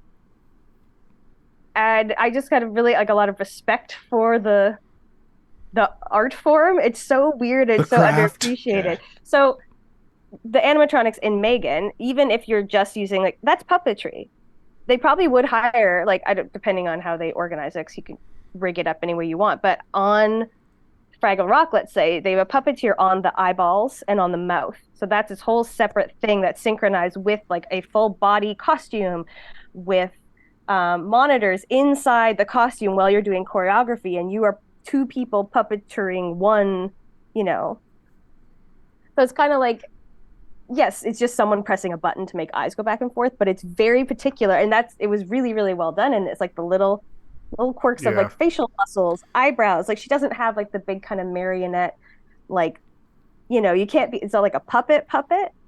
So that's why I think it doesn't almost look like a puppet. Like half the time it's a little kid in a mask, but she actually did a very, very good job as well with her, like, there were points where the movement, like I think she's obviously a dancer. Or they had some. She is a dancer. I actually looked up from all fours was so horrifying. Yeah, that part is also a testament to the sound design in the movie, because when she starts running, they play this very sort of muted and I think pitched up horse trot. Like it sounds like she's like running like a horse. Spooky. And it's so good. Like, but it's also funny. Like when you recognize it, you're like, that's a horse sound, and she's not a horse. But it gives her weight too, right? Like it makes you realize that she's like made of metal. And sound is part of like the puppetry as well. Like it's these little pieces that can bring it to life. Like if you ever see, excuse me, there is a company that's been doing like Warhorse, the musical or the stage show forever. And it's full on, you can see the people operating the rig and they're making horse noises themselves and the breath, and it's three people like operating or puppeteering one thing. So it's just with M3GAN, like you see, it's the actor, it's the animatronics, it's the like electrician, it's maybe someone actually with their hand in there like twisting the head, it's the little girl. Like I think you would call that like mask work if you want to be all hoity-toity about it, like the way you can like move your head and like wear it. I'm a masketeer. I do the masks. Can you tell I'm like an actor nerd and went to theaters going, I love this shit, it's so fun, it's just all like expression. I do really hope that they make another one of these. Me too. I think they are. I feel like I actually, in my Googling, I saw that there was someone potentially cast as like adult M3GAN, which makes no sense to me. They need to call it M3GAN 2.0, obviously, because of the naming convention. The way it ends definitely opens up for a sequel. Also, the fact that Kurt, the assistant, was stealing company information, but we don't really get any. That almost kind of. That was a bit of a red herring. Yeah, like a laser, not like a. Yeah, the LC or whatever. That's like opened up interpretation, but obviously it's meant to be ominous, and the movie ends right there. Right? If they wanted to do like a post credits Marvel style, they could, where like, they'd have the decommissioned body, like, and it's just like with the eyes just open. Yeah. Thank you for shedding some light on that, Becca. We did last year in June. We had a month called June Henson, which you would have. I'm going to go back and listen to a bunch of episodes, and I could potentially, I don't know, I have a puppeteer friend who I've also done podcasts with, so maybe they'd be interested. That'd be great. And did some student films together to rig up some wacky homemade puppets. We ran out of John Henson movies. John Henson, his brother. We ran out of Jim Henson movies pretty quick because he was a genius, but he didn't make himself. He didn't make a lot of movies. His company did. He's the classic example of like he burned candles at both ends, and unfortunately he wasn't able to. He also took a long time with his projects, right? Like movies that took a long time time to make. Yeah, he got Jim Henson. Oh yeah, he died. I thought I said John Henson. John Henson This was Jason saying the wrong. Yeah, I just misspoke. But I believe his daughter is now in charge of the Henson Company, and she made that Dark Crystal show and stuff, and that was pretty good. I bring it up to still Frank Oz doing. He's still around. He's around. Is he doing Baby Yoda? No, Baby Yoda doesn't talk yet. Yeah, Baby Yoda. He's a puppet too. I think a lot of times it's kind of the same thing. Like with M3GAN, like you do the wide shots, you digitalize, or maybe you can have like, something on a stick. He's supposed to be so little. But I made a when it's an prediction actual puppet, for they're this so last precious. season. I made a prediction about Grogu, and I was like, he's going to talk this season, and he didn't talk directly. But as spoilers, they put him in an IG unit, and he had yes and no buttons. So my prophecy did kind of come true, but it was the best way to Jason's prophecy. See, Jason's I still prophecy. technically have never actually seen it, but I've seen a lot of it. Do you know what I mean? You gotta watch Mandalorian. Even if you've never seen the Star Wars movie, Mandalorian. I've heard interviews with Pedro Pascal, and he talks about how the puppeteers are so good with this puppet that they're all in love with it. He was like taking his helmet off for that one dramatic sequence at the end of season 2, and the puppet was doing such a good job that he was like actually getting upset at the puppeteers. He's like, guys, this is my only moment to take my helmet off the whole season, like, and you're upstaging me with this robot. He's doing mask work and the whole thing, and he's that's probably what you would call it, like mask work, if he's having to wear a whole Mandalorian helmet and yet express so much with it's almost tiny movements, borderline like mime, right? Like it all kind of leads into each other. It's so fun and silly. And then you find out he's like, in the later seasons, I'm in that suit like 65% of the time. Yeah. I feel like it doesn't make me mad though. People get mad about it, and I'm like, why would you care? He's also having to make other shit. Yeah, Pedro Pascal is I'm sure they had multiple M3GANs. They must have had like a dancer one, a contortionist one, a adult one to work like after hours, and a CGI one. 3 M3GANs. There's the physical M3GAN, which was the dancer from New Zealand, I believe. She did that when she's kind of hunting the bully kid. Man, that kid, Brendan. What a little fuckhead! What a great actor. Yeah. Fuck off, Karen, or whatever he says to his mom. Fuck off, Holly. Holly, yeah. Also, I'm pretty sure he was like British or something, right? Like that was all her. And then the mom, you can hear her prattling on, giving her all the parenting advice. It's like, so here's what you have to do. You got to cut the screen time. You got to take away sugar. You got to put done. She's like, but then she's also like later being like, but they also say that problematic behaviors are a sign of high intelligence. So it makes sense that you're like, you get it. Your kid is a genius. Bad behavior means you're a genius. I was wondering about the CGI element, Kaylin. Was M3GAN's face always touched up with CGI in this movie? Because it's so weird. Sometimes it was. I can't look away from M3GAN's face when she's on screen. When it looks like kind of fatter, then that's part of my even better. But there's moments where it's the actor wearing a prosthetic and then they CGI it, and then there's moments where it's actually just a close up of the animatronic. Okay, that's cool. Yeah, when it's wider because it's wrapped around someone's face, right? Like it's with the skin. Yeah, you can tell, but you know what? It's not distracting. There's no point in the movie where I'm like, it's ruining the vibe. It's enjoyable, and it kind of, because it's all these different elements, like all coming together, like to create a one puppet that was actually super. Like everyone, like, as I'm such a nerd, I'm like, oh, that's a mask. That's probably a puppet. That's like probably an animatronic. But it's like it's one thing, and it was very cohesive and scary and beautiful. Like you're saying, every time she's on screen, you're just like.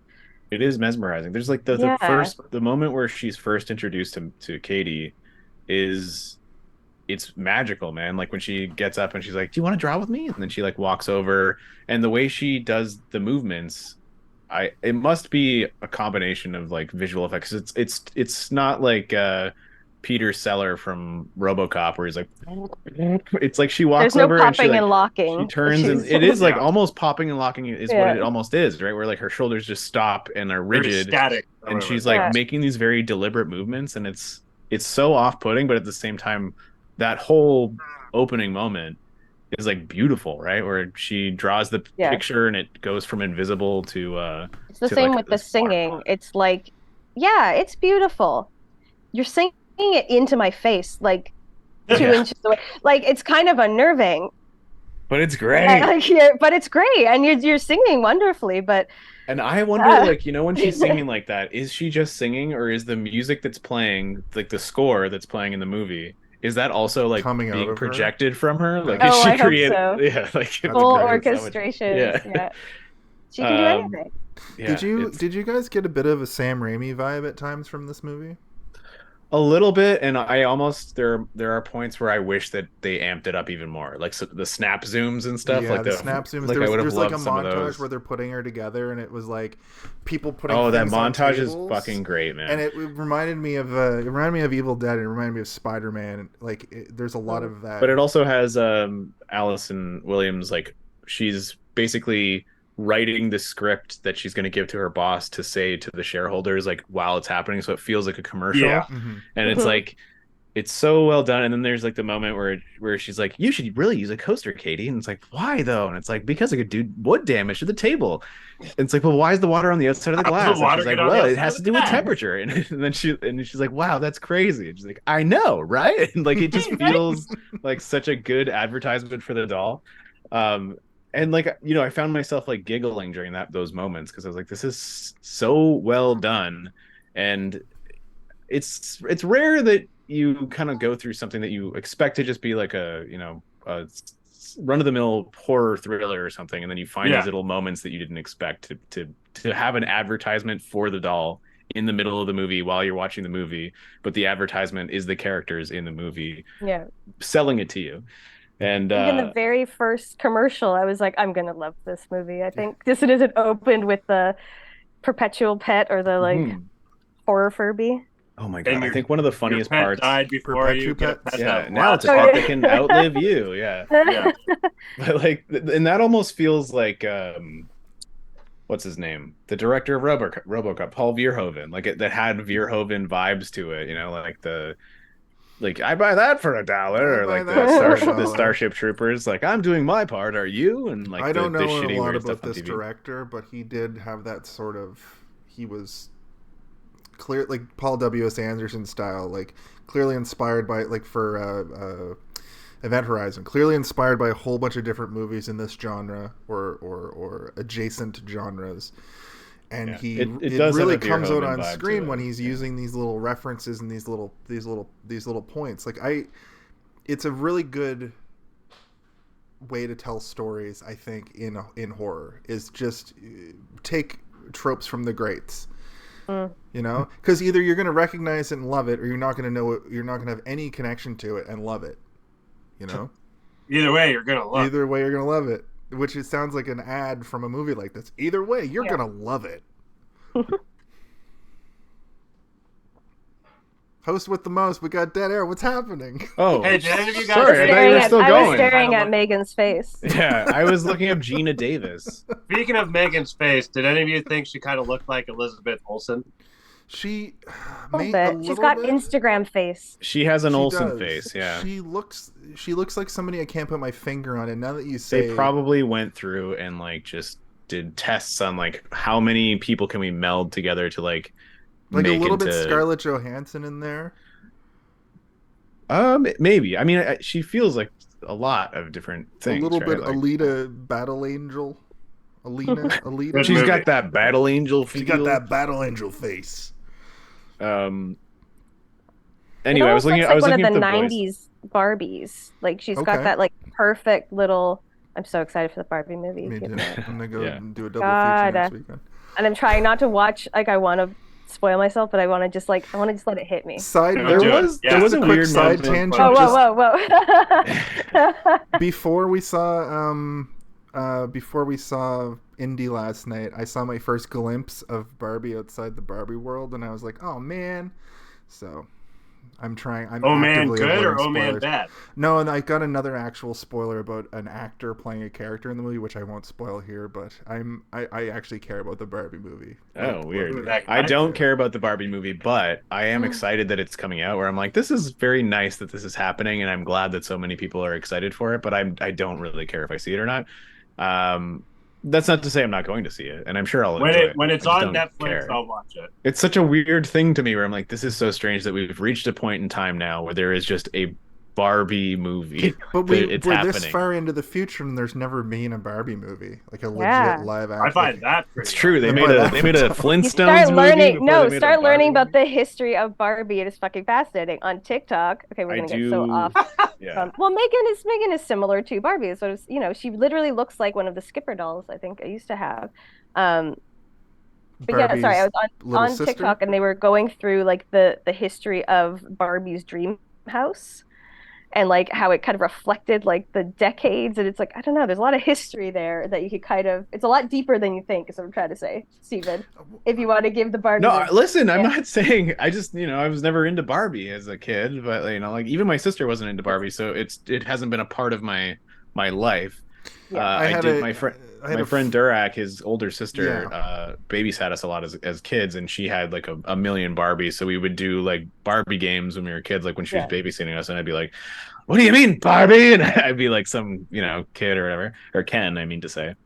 And that was my experience. It was just like, I don't know, they're weird, and I didn't like the way they felt, like the way when they would like when you'd move the arms and the legs, and it was like the weird rubbery like texture of the. I didn't like it. I don't like it. Texture's big for And there was some that had joints. You gotta like.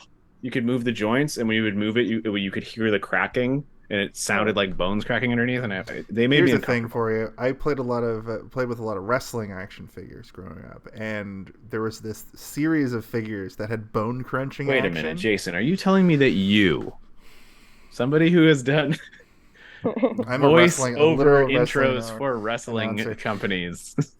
I love that. But these wrestling figures, you cracked their arm like this, and it was like it had a little mechanism in the arm and the leg. That was like the Barbie ones too. I'm pretty sure they were probably made by the same. They had Hasbro or whatever. No, those are Mattel. Mattel now makes wrestling, like WWE figures. Back then, it was a company called Jax, and they were trying to be on the cutting edge by putting this little mechanism in the knees and arms that just went when you opened them, when you went like that, like a snap bracelet.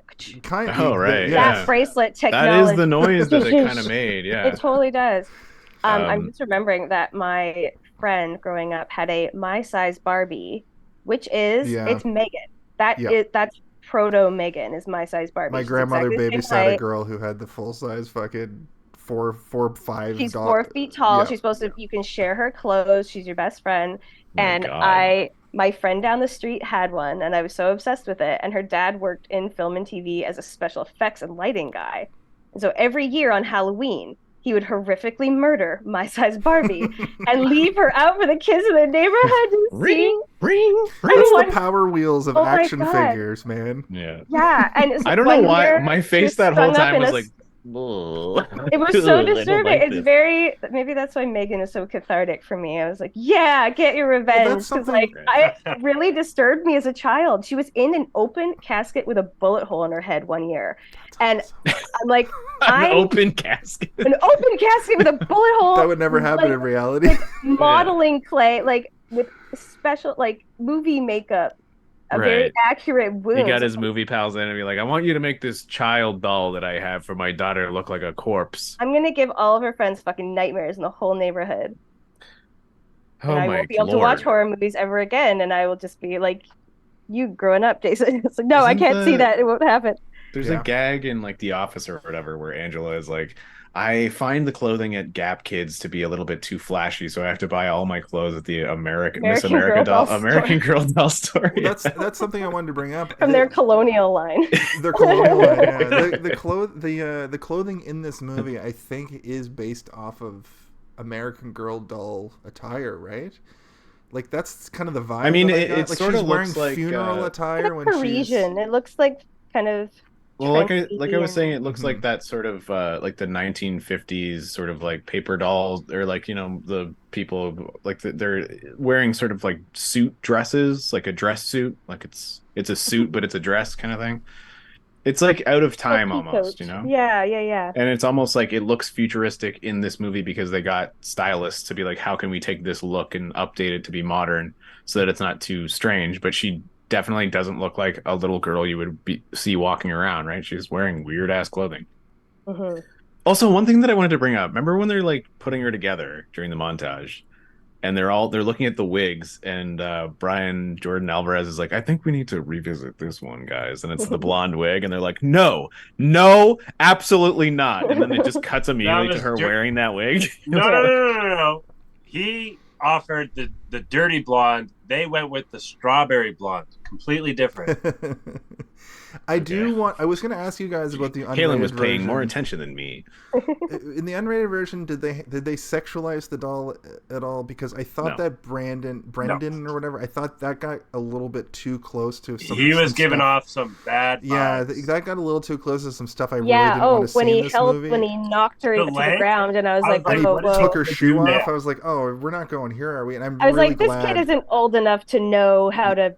I'm really glad they didn't do that her with like this that. movie. However, all I mean, it's also a doll, right? So when this thing went to market, if this was done by another director who didn't have who wasn't making this for particular teen audience, if this was hard R for adults, there was going to be a weirdo who was very essay about these. I don't know, man. I think that the movie's vibe is not that. So if they were to put that in this there, movie, that's what I'm so sick of that as a plot point, and it was really refreshing to not have that as a not have to go through that oh, I don't want to. I think or the same with Katie, a doll trying to protect her. You could think, oh, what does she need to protect her from? I'm very sick of rape as a just plot point that comes just up an easy all thing, the fucking right? time. It's an easy thing to do because it automatically disgusts the audience, which is how do we get them to hate this thing? Okay, well, we'll do that. And it's well, that's the easiest way to do it. How can we get around it?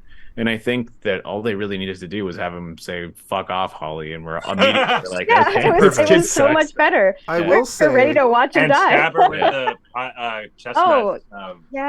I will say, turning if the sequel happens and they do an adult version and they turn her face, they turn her into a good, and she starts killing rapists, that would be cool.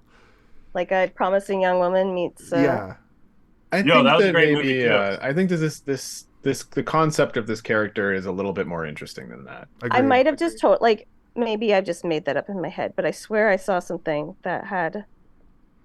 But I think it did well enough that my point is I'm glad they didn't go down that road. And I only thought of that because the budget for this movie is shockingly low. Wow. Holy shit. This movie only cost $12 million. I mean, adjusted for inflation. There are commercials that cost that much. Yeah, adjusted for inflation, that's like Halloween 1 level. Adjusted for inflation, it was last year. Adjusted for. Kaylin, you need to listen to the entire sentence before you start talking. I was talking about the original Halloween movie was made for a couple $100,000 and returned on investment. Adjusted for inflation, it came out last month. What do you mean? Yeah. I think, but it made $180.7 million. So that's good. I think that they're going to get a sequel. Yeah, we're going to get a bad sequel. We're going to get 5 of these. No, we're going to get a good sequel. Sometimes when I enjoy a movie, I often don't want them to make a sequel. I'm just I don't either, but I think that M3GAN was such a compelling and interesting and it's horror. Weird character that I would like to see more of her. It's horror. They're going to suck every fucking dime out of it. We're going to get M3GAN 6, M3GAN Island.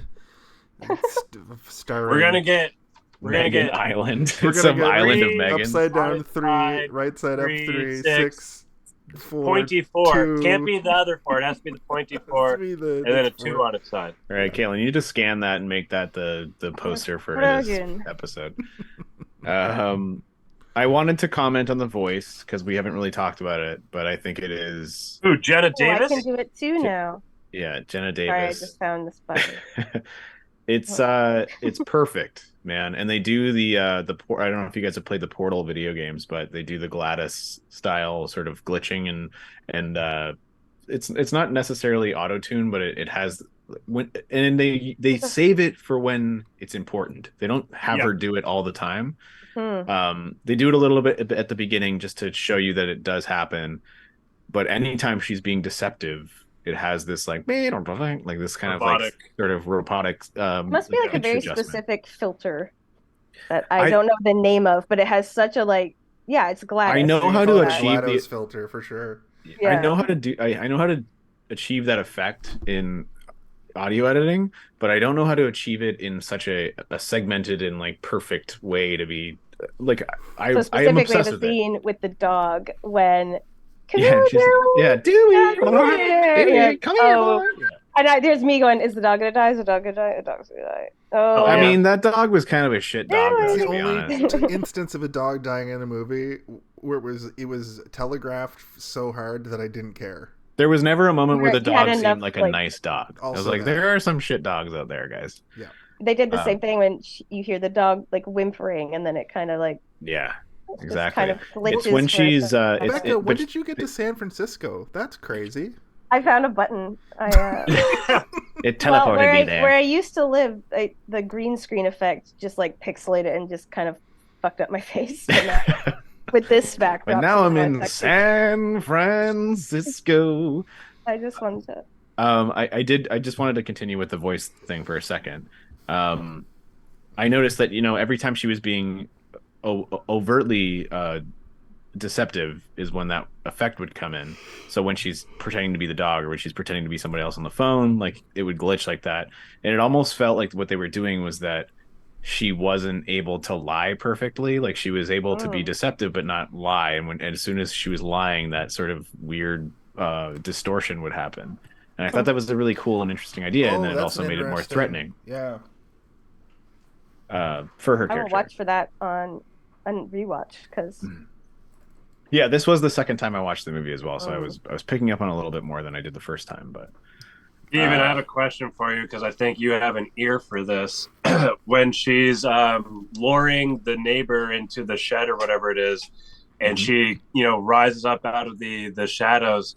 Yeah, she's got this. So the first, like when I first heard it, I thought Predator, then I thought Aliens, and then I thought the T-Rex from Jurassic Park. I feel like one of those was the soundbite used, but maybe you could answer it better. What when she's standing up tall?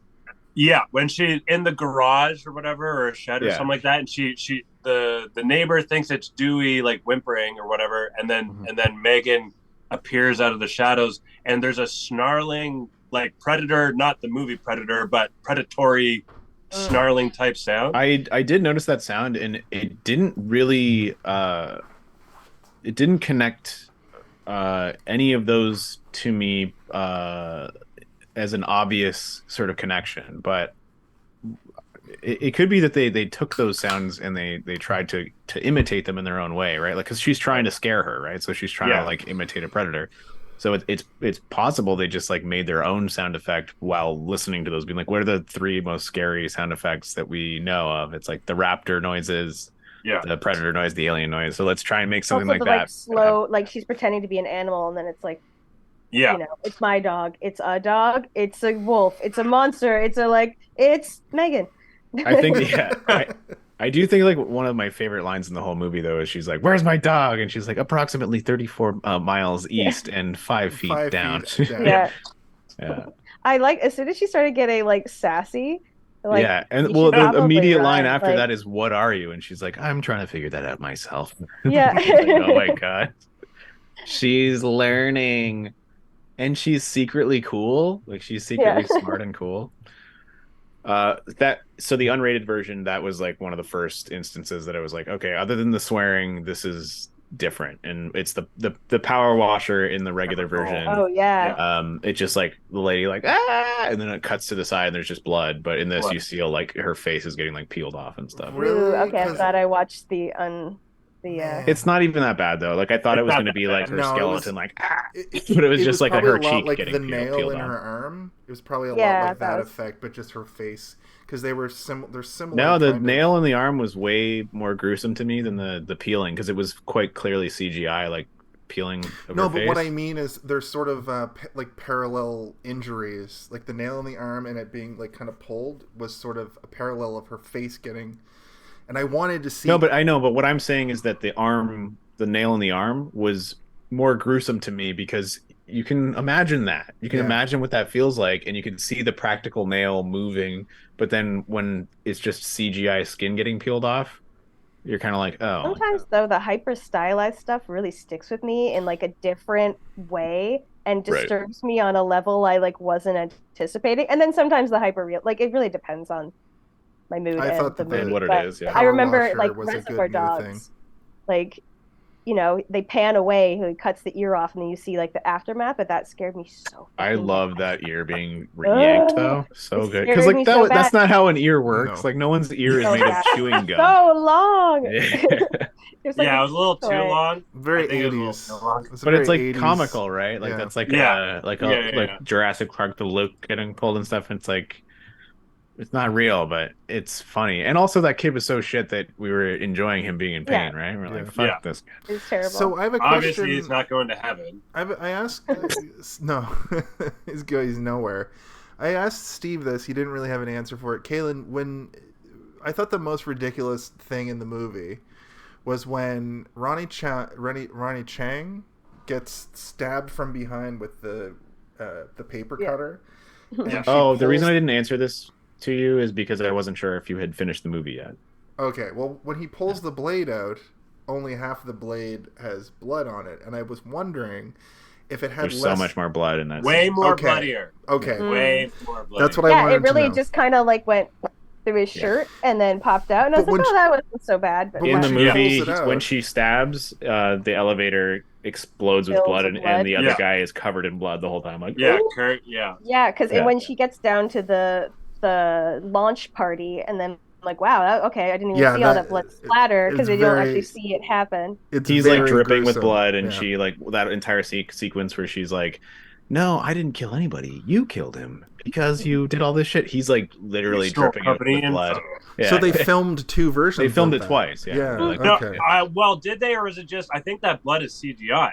I think. Nope. They filmed it twice. They probably did a reshoot to bring the rating down because they probably wanted the rating right. The movie would not have made 180. Are you sure they million. didn't just touch it up though? Like I am 100% No, sure because that was not the CGI angles, blood. the expressions, everything was different. I don't know. I would have to watch them side by side, but like it was quite it tame looked- for a. It was super stabbing. tame. That's Yeah. well. That's No, it I'm was. like, oh, this looks fun. I want to watch it, but my husband would not watch. My whole point is that cut like version. when she pulls the blade out of him, half Yeah. of it's like an action figure blade that just has like movie blood on one side. If you stab somebody through the back of their chest, that it's going to be a machete covered in blood. You know what I mean? And that's what I thought was ridiculous. The blade is covered in blood. He is covered in blood. The elevator is covered in blood. And then it doesn't cut away. I remember specifically when she goes to kill him, it cuts away. In this, she cuts his throat, and his throat is like. Oh man, I watched the wrong version. Yeah, so you the should watch this PG-13 one. was fine as far as like PG-13 is concerned, but unrated's better. Okay, And I it's might have to clearly rewatch it. it's a practical, like it's a blood Like a spurt. blood it's a spurt? Yeah, real cool. Tarantino style blood spurt. for Also, sure. you guys Pornhubbing over there, or like what? Again? Are you Oh Pornhubbing yeah. again? Okay. I Again. forgot that that's a line in the movie, Right. and I was so confused for a second. Yeah. I like that it was again though. It's not like what are you doing? That over he there? already got Right? caught once. I Yeah. fully expected Kurt to be a bigger deal in this movie because of that line Yeah. alone. Like, and Well, I also thought that he was he's gonna be- stealing schematics. and Yeah, stuff. like it would be a plot point or something, right? Like there would be a scene where he goes in and he tries to like put a USB key into her head or something to like take her data that she's got stored in her mind, and then she would kill him or something. But So as far as like the unrated version goes, did Cole's death happen any differently? Because for some reason I remember the trailer, his death looked different. in the unrated version, he doesn't die. Well, he doesn't die in the. He dies in the R Which one's version. Cole again? Why am I forgetting? No, he Cole doesn't is die. Brian He Jordan. shows up at the end. Cole and he and just, Tess. You're just talking about all- Cole and Tess. Oh, Yeah, they're yeah. friends. The... Well, the explosion in the version I watched. Listen, they want to make a sequel and they want him back. Yeah. And they need him back because maybe he's going to be the one that's like, he'll have the top half of M3GAN, and he's working on M3GAN, being like, we could have done this better. Hmm. And he's the whole main character, or he dies in the I first would 10 watch minutes the or shit whatever. out of that. Yeah. Well, they're He's like, striking I have to right do now, my so I science guess- experiment. My we're wife not is gonna get expecting any- me to. We're not going to get any new IPs for a little while, or sequels to current new IPs. We're kind of up against 11 o'clock here, boyos and girls. I can see that. Um, I'm out of notes. I've come to my Oh, you guys have notes? yeah. yep. I have a couple others I'd like to mention if we get a chance. For sure. Yep. One thing I really liked was when the first therapist session when she comes to Gemma's house to see Gemma and Katie interacting, and so we talked about how like Gemma just hacks open her collectible. It's not a toys collectible, which so I get it, like the frustration, like because I could associate with that, like Yeah. I'm pissed off, so I Wanting don't to even give a fuck explain anymore. but also like wanting to explain the ball and how it works, and like the later being like, maybe Katie should figure it out, and you're like, yeah, but that's not how the ball works. Like, I need to tell you how the ball works, please. That's just the thing, though. So Allison William, aka Gemma, when the therapist is like, oh, it's just a toy, can't be that complicated, she gives this look of like, this is what I work for. Like, this is what I do to try and make things. Listen, Kaylin, I'm an illustrator. Anytime somebody calls a drawing that I've done a doodle, it makes me want to strangle them to death. And you also, like, you see how Katie's like, okay, it's a ball. Like, she's smart. She's not a baby. And then when the only time they like start kind of bonding is like, you know, she's showing her M3GAN and then Bruce, and she's actually really interested in like robotics, and they can kind of like, it's the only time they actually start bonding. The drawings, Oh, I can't get fur right. Yeah, exactly. It's like I have a hard time with Don't you guys kind of wish that when Bruce came back at the end, he still had the goggles on his face that they put on him? They took away his little face. She might have needed them for welding, but still, because they are welding goggles. The folders, when he goes through the folders, I don't know if you guys looked at any of the folder names when he's trying to find the M3GAN folder. They're all ridiculous. Like almost all of them are silly. One of them is like undisclosed pool party game. Like, it's just like none of them make any sense. You're like, what's a pool party game? I'm like thinking like lawn darts, but for like a pool or something, and they like swim around the pool. Fun job just filling the background with little Easter eggs. Like, this is for whoever pauses to watch this. One of my notes is, oh, Jesus Christ, which we already brought up before when she sees the camp counselor sees M3GAN in the back seat. Her reaction was so genuinely freaked out. Yeah, like not trying to be like, what is that? I love when the cop is describing the kid's ear being found, and he starts laughing, and he says, "Sorry, I shouldn't laugh." That character I has got to a come question, back. Jason. When would you say the Home Alone of it all was? So, Becca, the Home Alone of it all is the idea that in the movie Home Alone, basically when Kevin McAllister realizes that the wet bandits are going to come into his house, so he has to set up a, booby trap festival. Mm-hmm. When he slaps that blueprint down, and you see all of it laid out, and then he starts putting things up, and then they come. That's the Home Alone of it all, right? Mm. I would say the second that she breaks out of the lab. Wow. It's taken back to the lab. And I say that because this whole movie I was like, how does her dancing down a hallway for 30 seconds play into this? Because I think that's a very important part of this movie, because it was most of the advertising for it. So mm-hmm. I think when she breaks out, they take her back. When they wrap her in bubble wrap, I think is the beginning, is the same as slapping the blueprint down on the table. And then when she basically goes home alone, here we go. Yeah, shit's about to. I think I disagree, but also if anybody else wants to go first, they can. Is it kind of just I'm trying to understand the Home Alone of it all. Like, when does it kick off? When does it actually get going? You know what I mean? Like, you have your introductions or build-ups or whatever, I guess, and then you have your catalyst. I think maybe in the forest when she runs on all fours. Like, that's the she's about to kill a child. That's also her first kind of like zinger, like her, you better run. Like, she's aware. She's okay, so Becca, that's what she should have said. Way. That's what she should have said. She should have said, you should run, or you better run. She said, this is where you run, which is a cliched line that's in so many movies. I wish that she just said, you should probably run, or like, you should run now. I liked it. It reminded me of Mortal Kombat when Johnny Cage says to Goro, this is the part where you fall down. Yeah. But that's why I don't like it, because it's like Johnny Cage is a movie actor who's like, this is the part in the movie where you fall down, because he's like used to like reading a script and being like, this is the part where you fall down. But M3GAN is not in a movie. But maybe she's she's literally going out of her way to scare this kid. So she watched Mortal Kombat really quickly. She's got everything. She's what is she, Wi-Fi or whatever? She's got access. She's Wi-Fi. She did not need to go on all fours. That was to freak him the fuck out. That was playing with her food. That's when she got more malicious. So that's why I feel like that was the kind of turning point. Like, she's going out of her. She's not just like on autopilot, just trying to protect Katie. She's like going out of her way to like. She also got attacked by a dog, so she's like, oh yeah, she's emulating the thing that attacked her. Yeah. I like that. Kaylin, do you have yours? For the Home Alone of it all,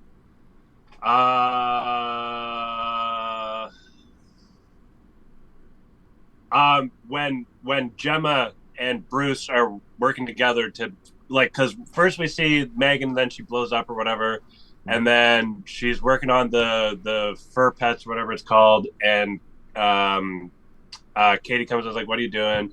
And then it's like, "Oh," and then she's like, shows him Bruce, like, "Oh, if I had a toy like that, I wouldn't need any other toy." And that like inspires her to like fix Megan or whatever. And we get the montage, and she's like working with Bruce to like they're both working on it at the same time. I'd call that kind of the Home Alone a bit. I think for me, it's the dog attack when she's looking at the helicopter and she sees the arrowhead, and like at this point, she's still just there to not deal with Katie, but to like protect Katie and help Katie. And then after she gets attacked by the dog, like it's the moment where she gets attacked by the dog, the spark goes off and she stands up and stares at the neighbor. Yeah. And the neighbor's like, "What the fuck?" I like that. Like, and still think she's a real girl at this point. Yeah, maybe she's nearsighted or something, but like her hair all matted and she just has that neutral face that she's got through the majority of the movie, but she's staring and it's like slowly pushing in, and it never breaks, and she doesn't move her facial expressions whatsoever, but the face of the neighbor throughout that entire sequence changes so many times that you're like, yeah, this is... I just had a bit of a realization about when she makes that first face, when she makes that like weird like...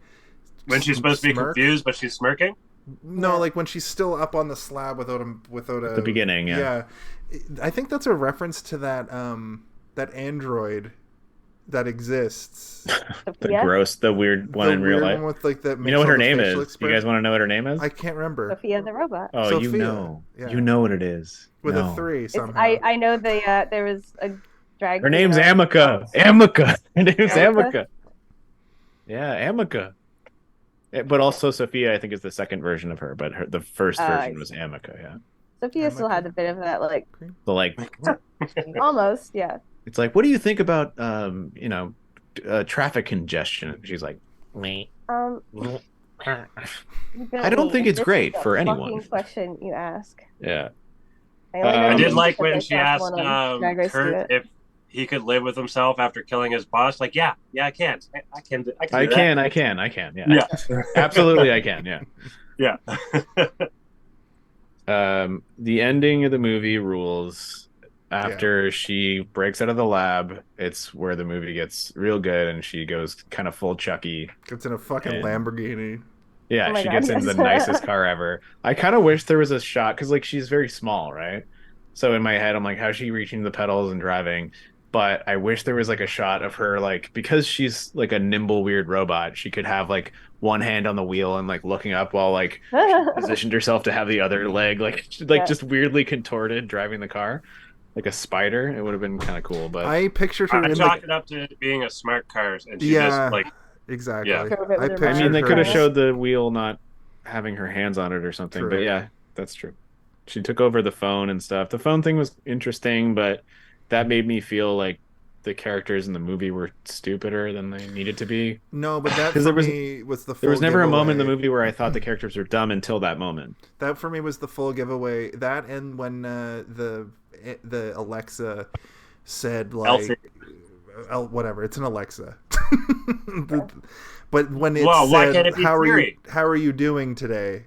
And then she's like, I didn't program you to ask me how my day was. Yeah. That's when I was like, oh, well... That's for the audience, though, because if they didn't say that... Megan controls everything in this world now. Like, she's uploaded her consciousness to the internet. But it makes you feel like... She can, like, bounce to thing to thing. Exactly, that too. That's a really good way to do a poltergeist in a tech sort of Black Mirror-y sort of... Technogeist. Techno-horror. Technogeist. Hell, if you will. Technogeist? Did we just coin a term? Yeah, now we should write the movie. Guys, before anybody hears this. Technogeist. It's live to the internet. We'll get Becca to call up all your puppeteering friends to get our Robo Ghost going. Puppets make creepy ass movies because some people do just get uncanny valley with puppetry in general. And I've had friends that were like my friend was like, I want to come see your show, but my wife is absolutely terrified. They're not. Some people hate them. Not gonna enjoy it. I'm like, that's totally fine. Well, like, you guys remember the Muppets Christmas Carol from when you're younger? I watch it every Christmas. Yeah, there's the Ghost of Christmas Past. Kind of reminds me of M3GAN a little bit, like the way she's like fuel. This, like like floaty, ethereal thing, in the face, like this sort of like angelic, perfect. Have you ever seen Lazy Town? Face. You want to talk about? Yeah. You want to talk about? You want to talk about fucking Uncanny Valley? The puppets in Lazy Town all look like little kids, but like giant heads. They're almost like Garbage Pail Kids. They took it from like Muppet to a next level where you're like, ugh. Yeah. The Garbage Pail Kids movie. A whole other art form is just puppet designing, because you can see how wrong it can go, and how that Uncanny Valley is very steep, and you can either get a Grogu or you can get a M3GAN, and it can be very different effect. Or you can get a CGI Tarkin from Rogue One, where he looks like he fell into the Uncanny Valley and hit every uncanny stick on the way down. Like that Tarkin in that movie is like right before they like Disney really mastered it, Well, that was them. They spent like $1 billion to figure it out. And they're like, all right, we're gonna need to spend at least another couple $1 billion to do it. Kind of fucked up young Leia too. I thought weirdly Leia looked worse than Tarkin somehow. Like a lot of people are like, the Leia was fine. I'm like, no, I feel like the Leia was not fine. The Leia was somehow worse than the Tarkin. I thought Harrison Ford aged down was very good. But it's in the new one, oh god, it was great. But like, again, I've told you the reason your brain is telling you it's wrong is because your brain is worried that you're gonna try and kiss it or something. Just give it a little kiss, a little smooch. Yeah, and it might eat your head. Jason, take the wheel for 1 second because I need to use the restroom. I can never make it 2 hours. Kaylin, tell us about your question. I would love a bathroom break if Steven is. Well, we're going home. We're taking her home real soon. Edit around that. we won't, because that's not in the budget.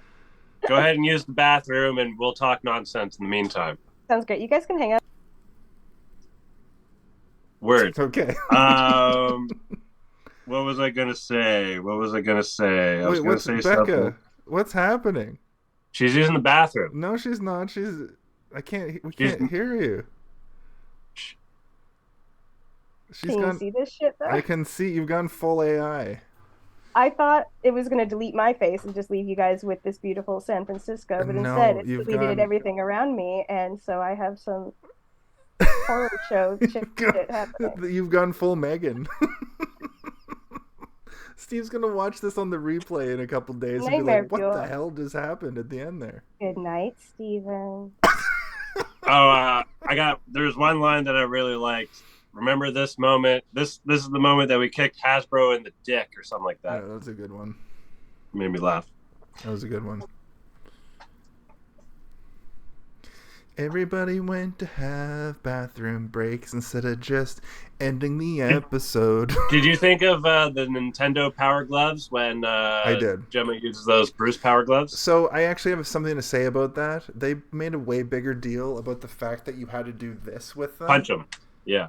And I thought that was going to come back. It only came back in so much that she was just being taught how to use them. I think that was also just a cool thing. Like, absolutely. They just wanted it to be a cool thing. But the way that it was presented made it seem like it had something to do with something in M3GAN, is the way I interpret it. Like, it seemed way more like it had something to do with the plot, but it didn't. It was just that this is how we start up. It also reminded me of like some John Carpenter shit, Yeah, maybe there was something that they wanted to do with it, and they just couldn't, because like it kind of looks like a Rock'em Sock'em robot, right? Yeah. Like maybe she designed it to be like a weird like a Pokemon thing or like a Beyblades, but you can like battle your robots together. Maybe I think that's a way cooler. I think that's a way cooler toy. I guess that's the difference, though. Toys for boys is the fighty big boy, and the exactly. For girls, I mean, that's probably maybe that's what she was designing, right? Was like doll. A robot to fight, right? She's like, oh, maybe we'll make Pokemon that you can have in your house that you and your neighbor can put your Bruces together and. What? Yeah, so an innuendo. Yeah. Put your Bruces together and find out.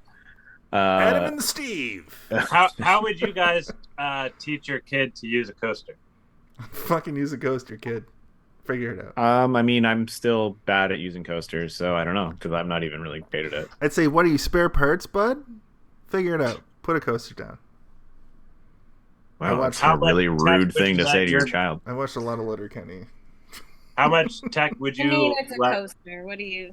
That's expensive enough. Oh yeah, furniture Steve hasn't seen this. About a coaster. Steve hasn't oh my seen god, this you look like you look like a poster for like what's the guy who directed Annihilation? Like a new poster for that guy. Oh, I forget. If we have an awards show at the end of the year, Alex Garland. You're a new Alex Garland movie. Yeah. Becca wins for best original special effects in a podcast. Best original unintentional special effect. Speaking of unintentional, did you guys? I don't know if it was intentional or if it was just what's the word I'm looking for? A take that happened and they decided to keep it. But when I thought you were gonna say intentional. Like, was it unintentional or what's the word I'm looking for? God. When like a PR lady or whatever she is, and then Kurt, and then Dave, is it David? I think is the boss guy. He tells him to go get him a drink or whatever, and the PR kombucha. Lady, yeah, kombucha. Yeah, the PR lady looks like she's hiding a smile, and I feel like that was natural of the actor, and they just decided to keep that take, and it worked perfectly. But I feel like it was an accident. I don't remember that moment, to be honest. I remember him trying to get water out of an empty water jug. Yeah, and then throws the cup. And then he breaks the cup and there's water in it. And I was like, what the... I thought the whole thing was that there was no water in there. I was more confused about that. But sometimes when characters break and they have a natural smile, it adds a little bit of authenticity to the scene that... exactly. You know? The Office has a lot of that. Yeah. My favorite blooper of The Office is when Idris Elba is like laughing at Kevin Malone, like delayed saying hello. He's like, "Hello, everyone," and then everyone's like, "Hello," hi. And then he starts talking, and then Kevin goes, "Hi."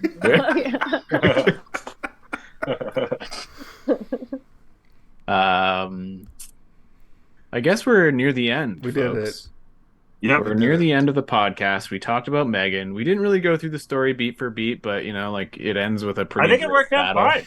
It was a ride. It was I think the beat for beat, as somebody that listens to our shows back a lot, I think the beat for beat almost stagnates it a bit. I agree, man. I watched our Event Horizon, and we shouldn't have gone beat for beat on that. We should have just talked about the concept of going to hell for. I think horror specifically lends itself to just remember this part.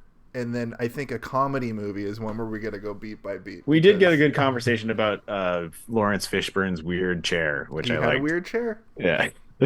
But so what we do now, Becca, is we go through and we just kind of give a little final blurb about how we felt about the movie. And if you have a moment that you think really worked well in the movie, tell us about it. And if you have one that you think could have been better or something that you would have added as a person who watches lots of movies, tell us about that.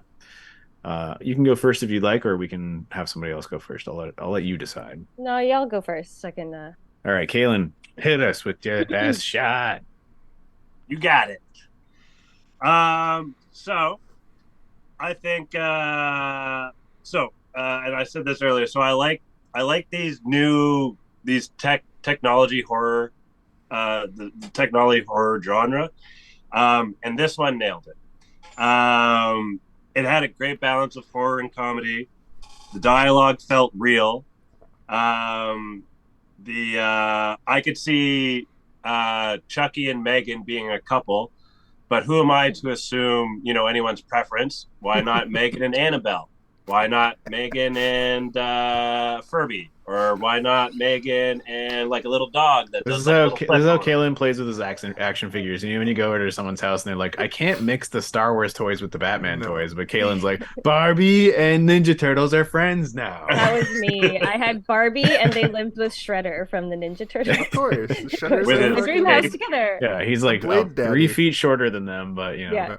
he was a good dad. The short I hated king. how they made that figure all hunched over. That pissed me The off. Shredder figure, yeah. All of the Yeah, the Ninja Shredder Turtles figure, figures had hunchbacks, like every single one of them. Yeah. For my what went well, I mean the whole movie was like it was great. It was perfect. I pretty much don't have an even better. I'll get to that in a second. But for my what went well, I went with her movements, M3GAN's movements. The when it's actually the actor doing it, and I did look into it a little bit. She is a dancer, and she was like the way she controlled herself to make those static movements was great. It really sealed the deal for me. For my even better, I was originally going to say that the assistant Kurt having stolen the company information, schematics, stats, whatever, I felt like was like it was a cliffhanger or whatever. Like it didn't have closure.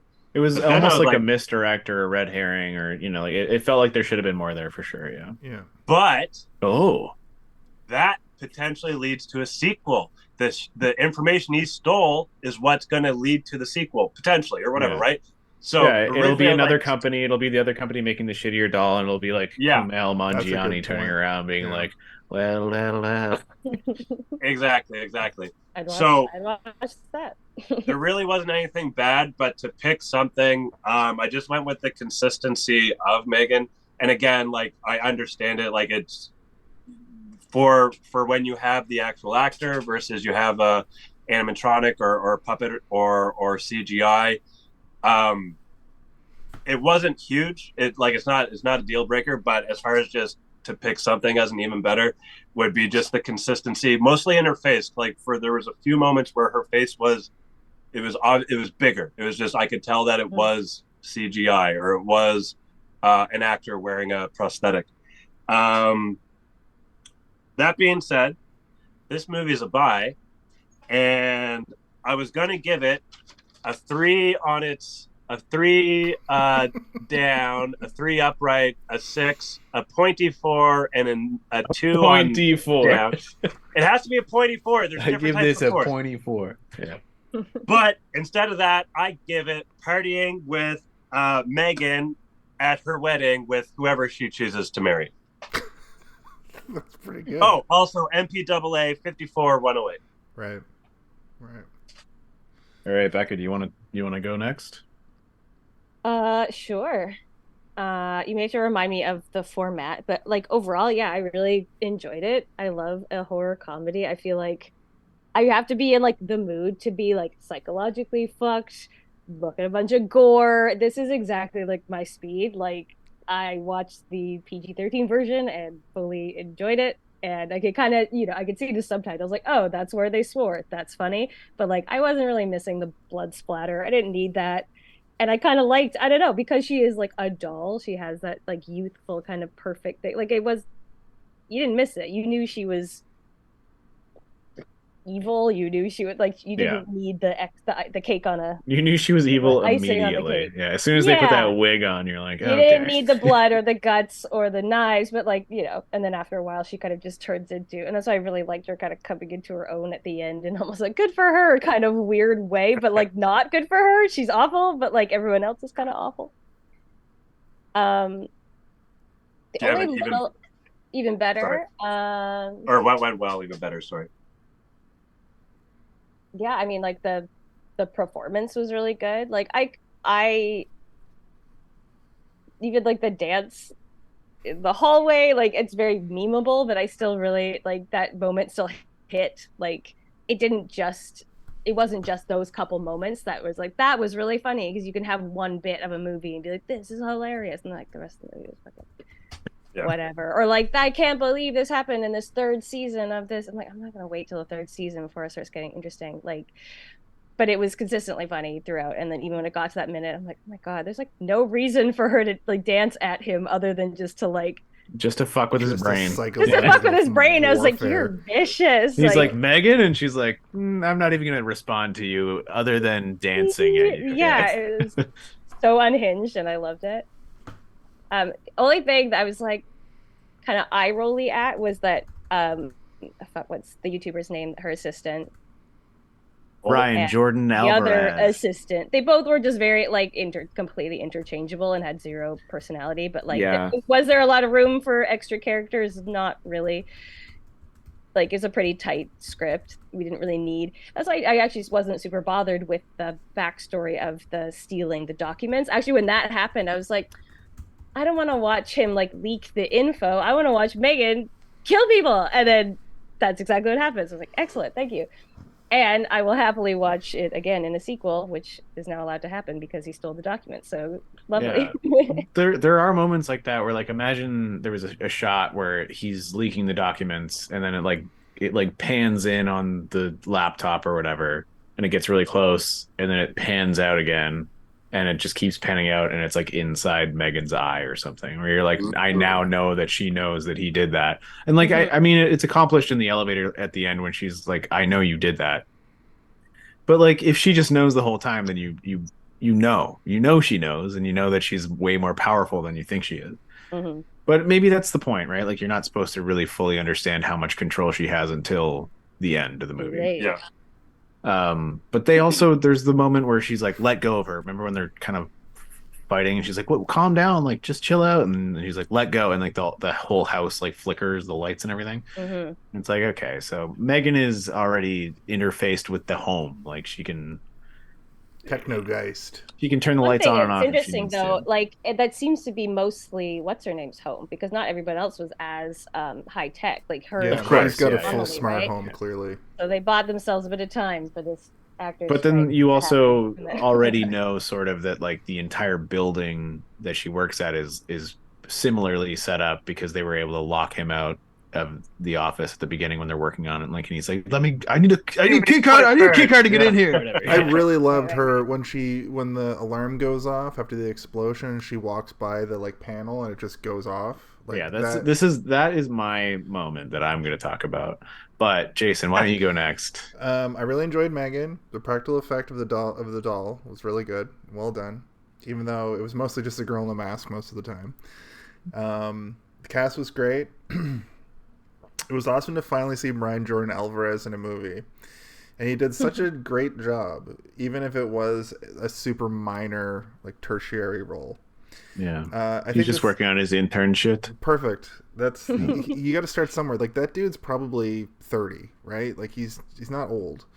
So he's got a career. He's older than 30. I think he's older than I am. See? He's not older than me.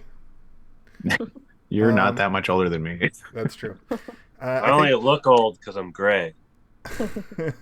I think this. Have you tried the old age filter on TikTok? Yeah, like, Jason or Kaylin just looks the same. It's like, oh god. Actually, yeah, Kaylin just is me with he's AI of me with an age filter. Yeah. This is just a dual thing. This is the recording of Jason from another episode. I think this movie works better though if it were a little more like Chucky. Like there weren't enough kills, in my opinion. But that said, you gotta watch unrated. I know. We've gone through that, and I'll get to that in a sec.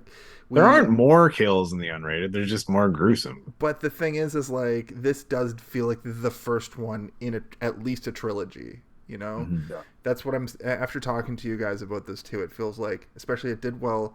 If we don't at least get a sequel, I'm going to be so disappointed. Well, I do. I gotta say, I think like 13 times their budget earned back. I think they'll get a sequel. Well, I do get that they were attempting to have a bit more of a story than the classic killer doll movies of the 80s.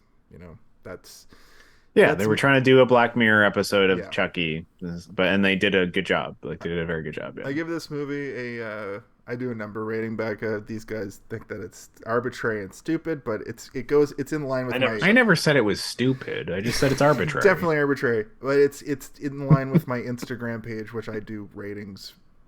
I have my own side hustle. I give this a 3.3 out of 5. I think it's pretty good. Very solid 3.3 out of 5.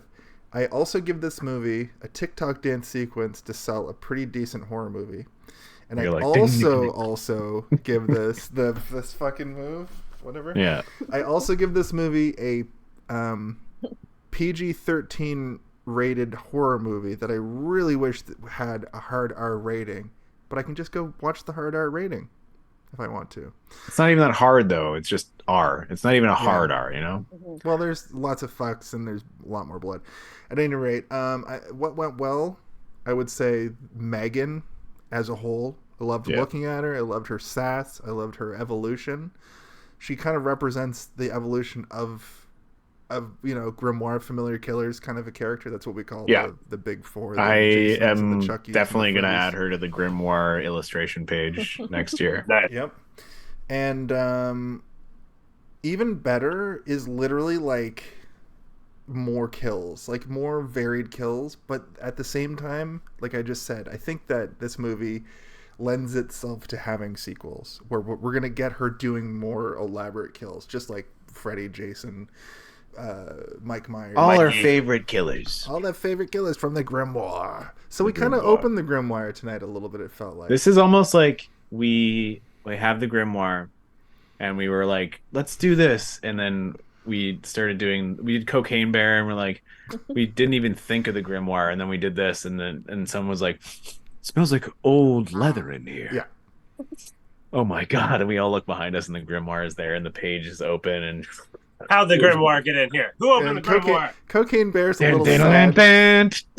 Cocaine's a little bit sad because Cocaine Bear really just wanted to be part of the pantheon. The Grimoire, but he couldn't do it. He couldn't pull it off. Also, it's a lady bear. Yeah. It is a lady bear, yeah. Lady bear. Is Cocaine Bear worth a watch? It's worth a watch. It's super gory though. Yeah. It's like super gory. Yeah. But it's all CGI don't gore, go so with it's any not expectations. not that bad. CGI gore. Don't go with any expectations. It's a way dumber story than this movie too. Heads up.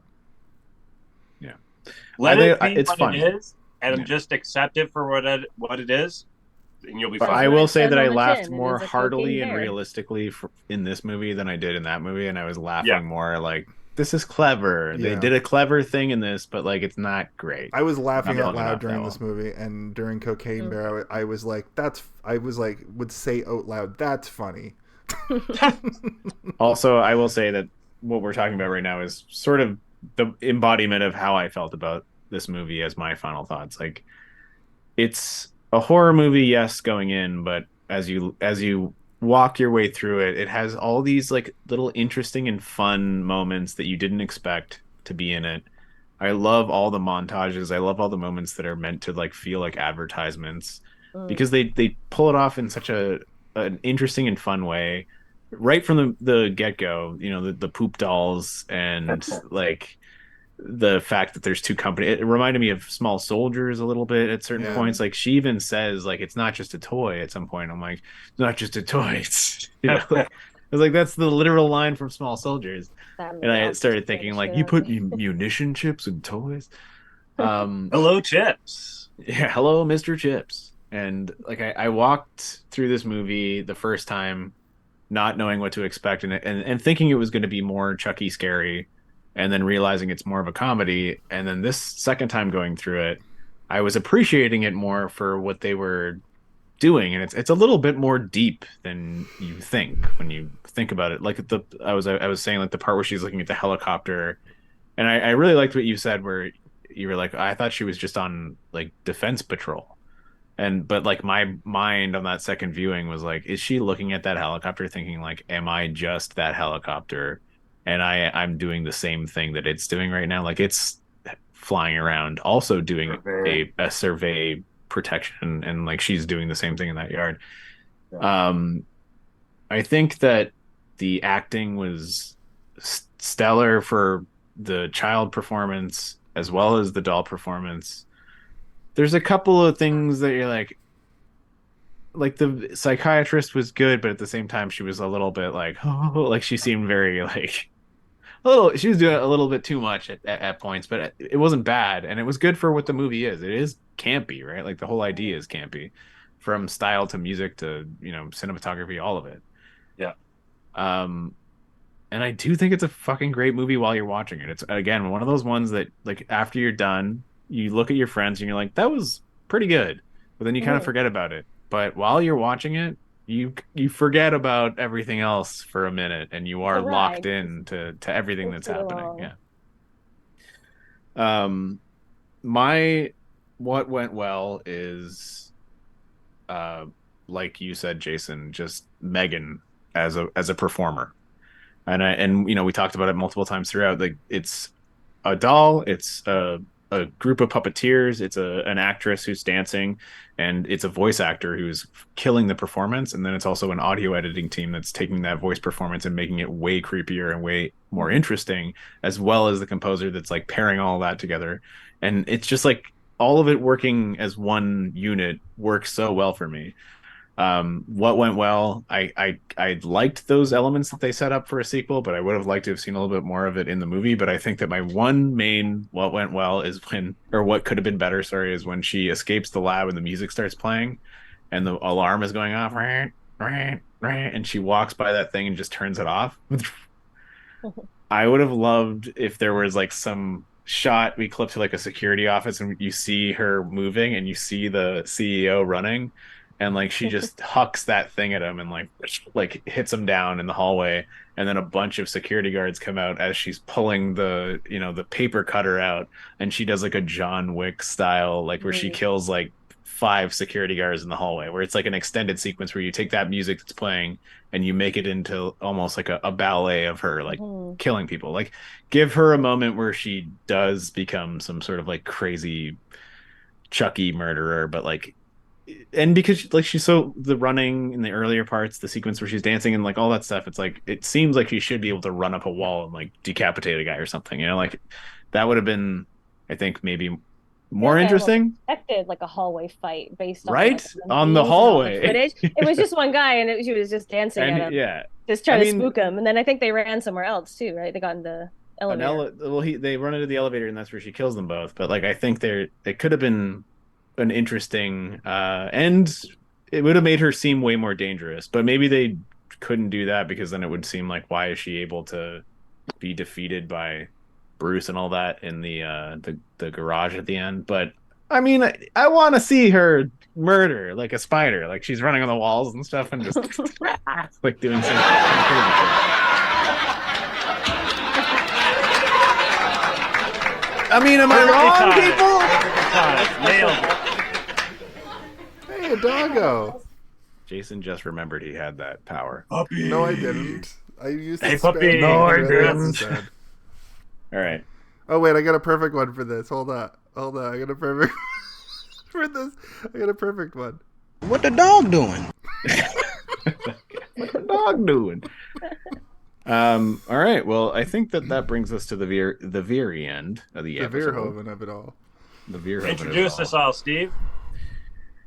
So, oh wait, hold up. I just wanted to say one thing. This is the first episode, I think, that Canada is represented on all coasts. The East Coast, the West Coast, and Central Canada. So, hello, everyone across the nation. Oh, you're talking about us? Yeah, all of us. Mm-hmm. Yeah, West Coast.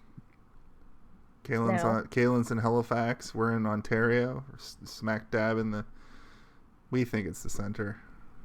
This is what we do. Yeah, it's a butthole. We're in the... I call Toronto the basement. Wasn't there one for like the 6? What was it? It was stupid. We probably shouldn't throw gang signs on Twitch. Yeah, we're on that coast that you're gonna get us murdered over here. To be Pacific. I don't think they'll assume that I am necessarily. I don't know that would be the assumption that I give off necessarily. I'm gonna try to have those secret communications with your secret West Coast gangs. West Coast gang. Okay, the Mountaineers. Yeah. Okay, let's go. That one's dangerous. That one you can't play with on the internet. What about this one? Is that from Bob and Peppermint? I don't know. It reminds me of a butthole and then the fart noise, and we're in the I hate that sound. I couldn't look at any memes with that one. It just drove me nuts. All right. It has happened. We've reached the end, and we went half an hour longer than we should have, but here we are. That's for your editor to deal with. Yeah. I'm the editor. That's what are you talking about? You don't edit anything. You just take the episode and throw it up. That's not editing. Comb through and take out every joke that didn't land, every moment.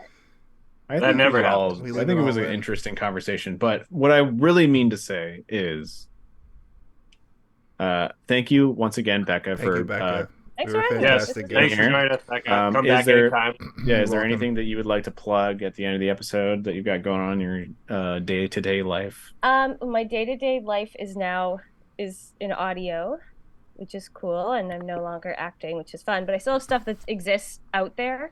So our podcast that I did a couple years back, we did part of a team called Quantum that is actually not too dissimilar to the first half of M3GAN, about little AI pets that are adorable and people love, and we actually have like a character that is similar to Ronnie Chang in this movie.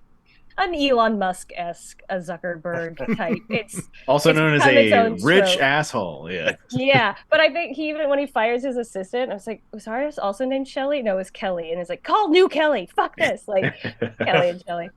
So yeah, it's called Quantum. It's on Quantum with a KWAN to make it harder to find. Yeah. Yeah, but it's been out since 2021, 2022, but started pre-pandemic. Just a group of actor, writer friends, and trying to create something just like you guys. It's like gathered together every once in a while, and then it just kept growing, and it exists in the world, and that's more than you can say for lots of podcasts. So. That's true. Exciting.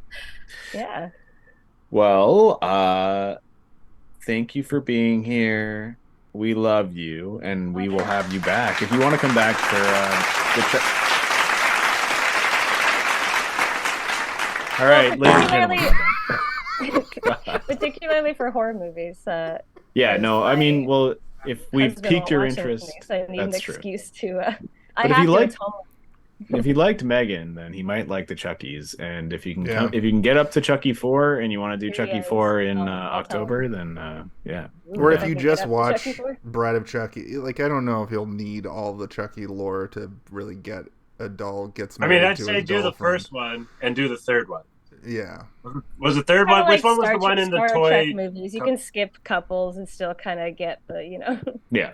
But I will say that Chucky 1 and 2 are great. Chucky was it 2 3... that was in the Toy Factory? This isn't a podcast. Okay, yeah. Okay. Anyway, sorry. I'm officially inviting you, so it's like getting late for y'all. Yeah, I'm officially inviting you to come back in October for The Bride of Chucky, if you would be so kind.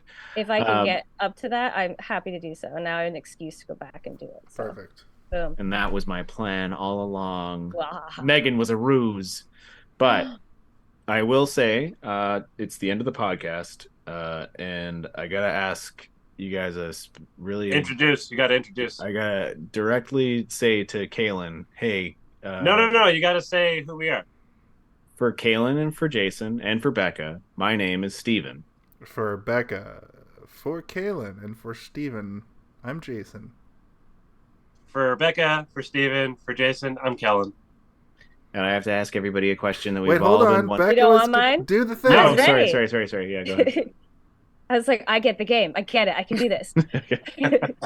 It's like zip, zap, zap. I finally learned snaps. Have you learned snaps? But... For Kaylin, for Steven, for Jason, I'm Becca, right? You got it. And we got to ask everybody tonight now that it's over. Hey, did you see this one? Oh, hey, did you see this one? Hey, did you see this one? You see this one? We went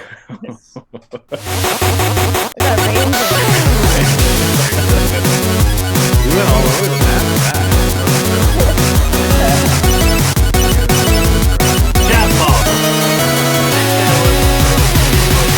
Shazball was the first commercial. Like that. Shazbot? It was like something like Balls. that. Yeah, something like that. Maybe it's a play on Shazbot. Could be. Well, thanks for having me. Yeah. Say something ridiculous. Yeah, the Ridiculous? music outro is playing right now, so we're just talking over it, and we No, wait until... we're in the thanks for watching screen now. Oh, are we? Okay. Yeah. Well. So say something that nobody will ever hear.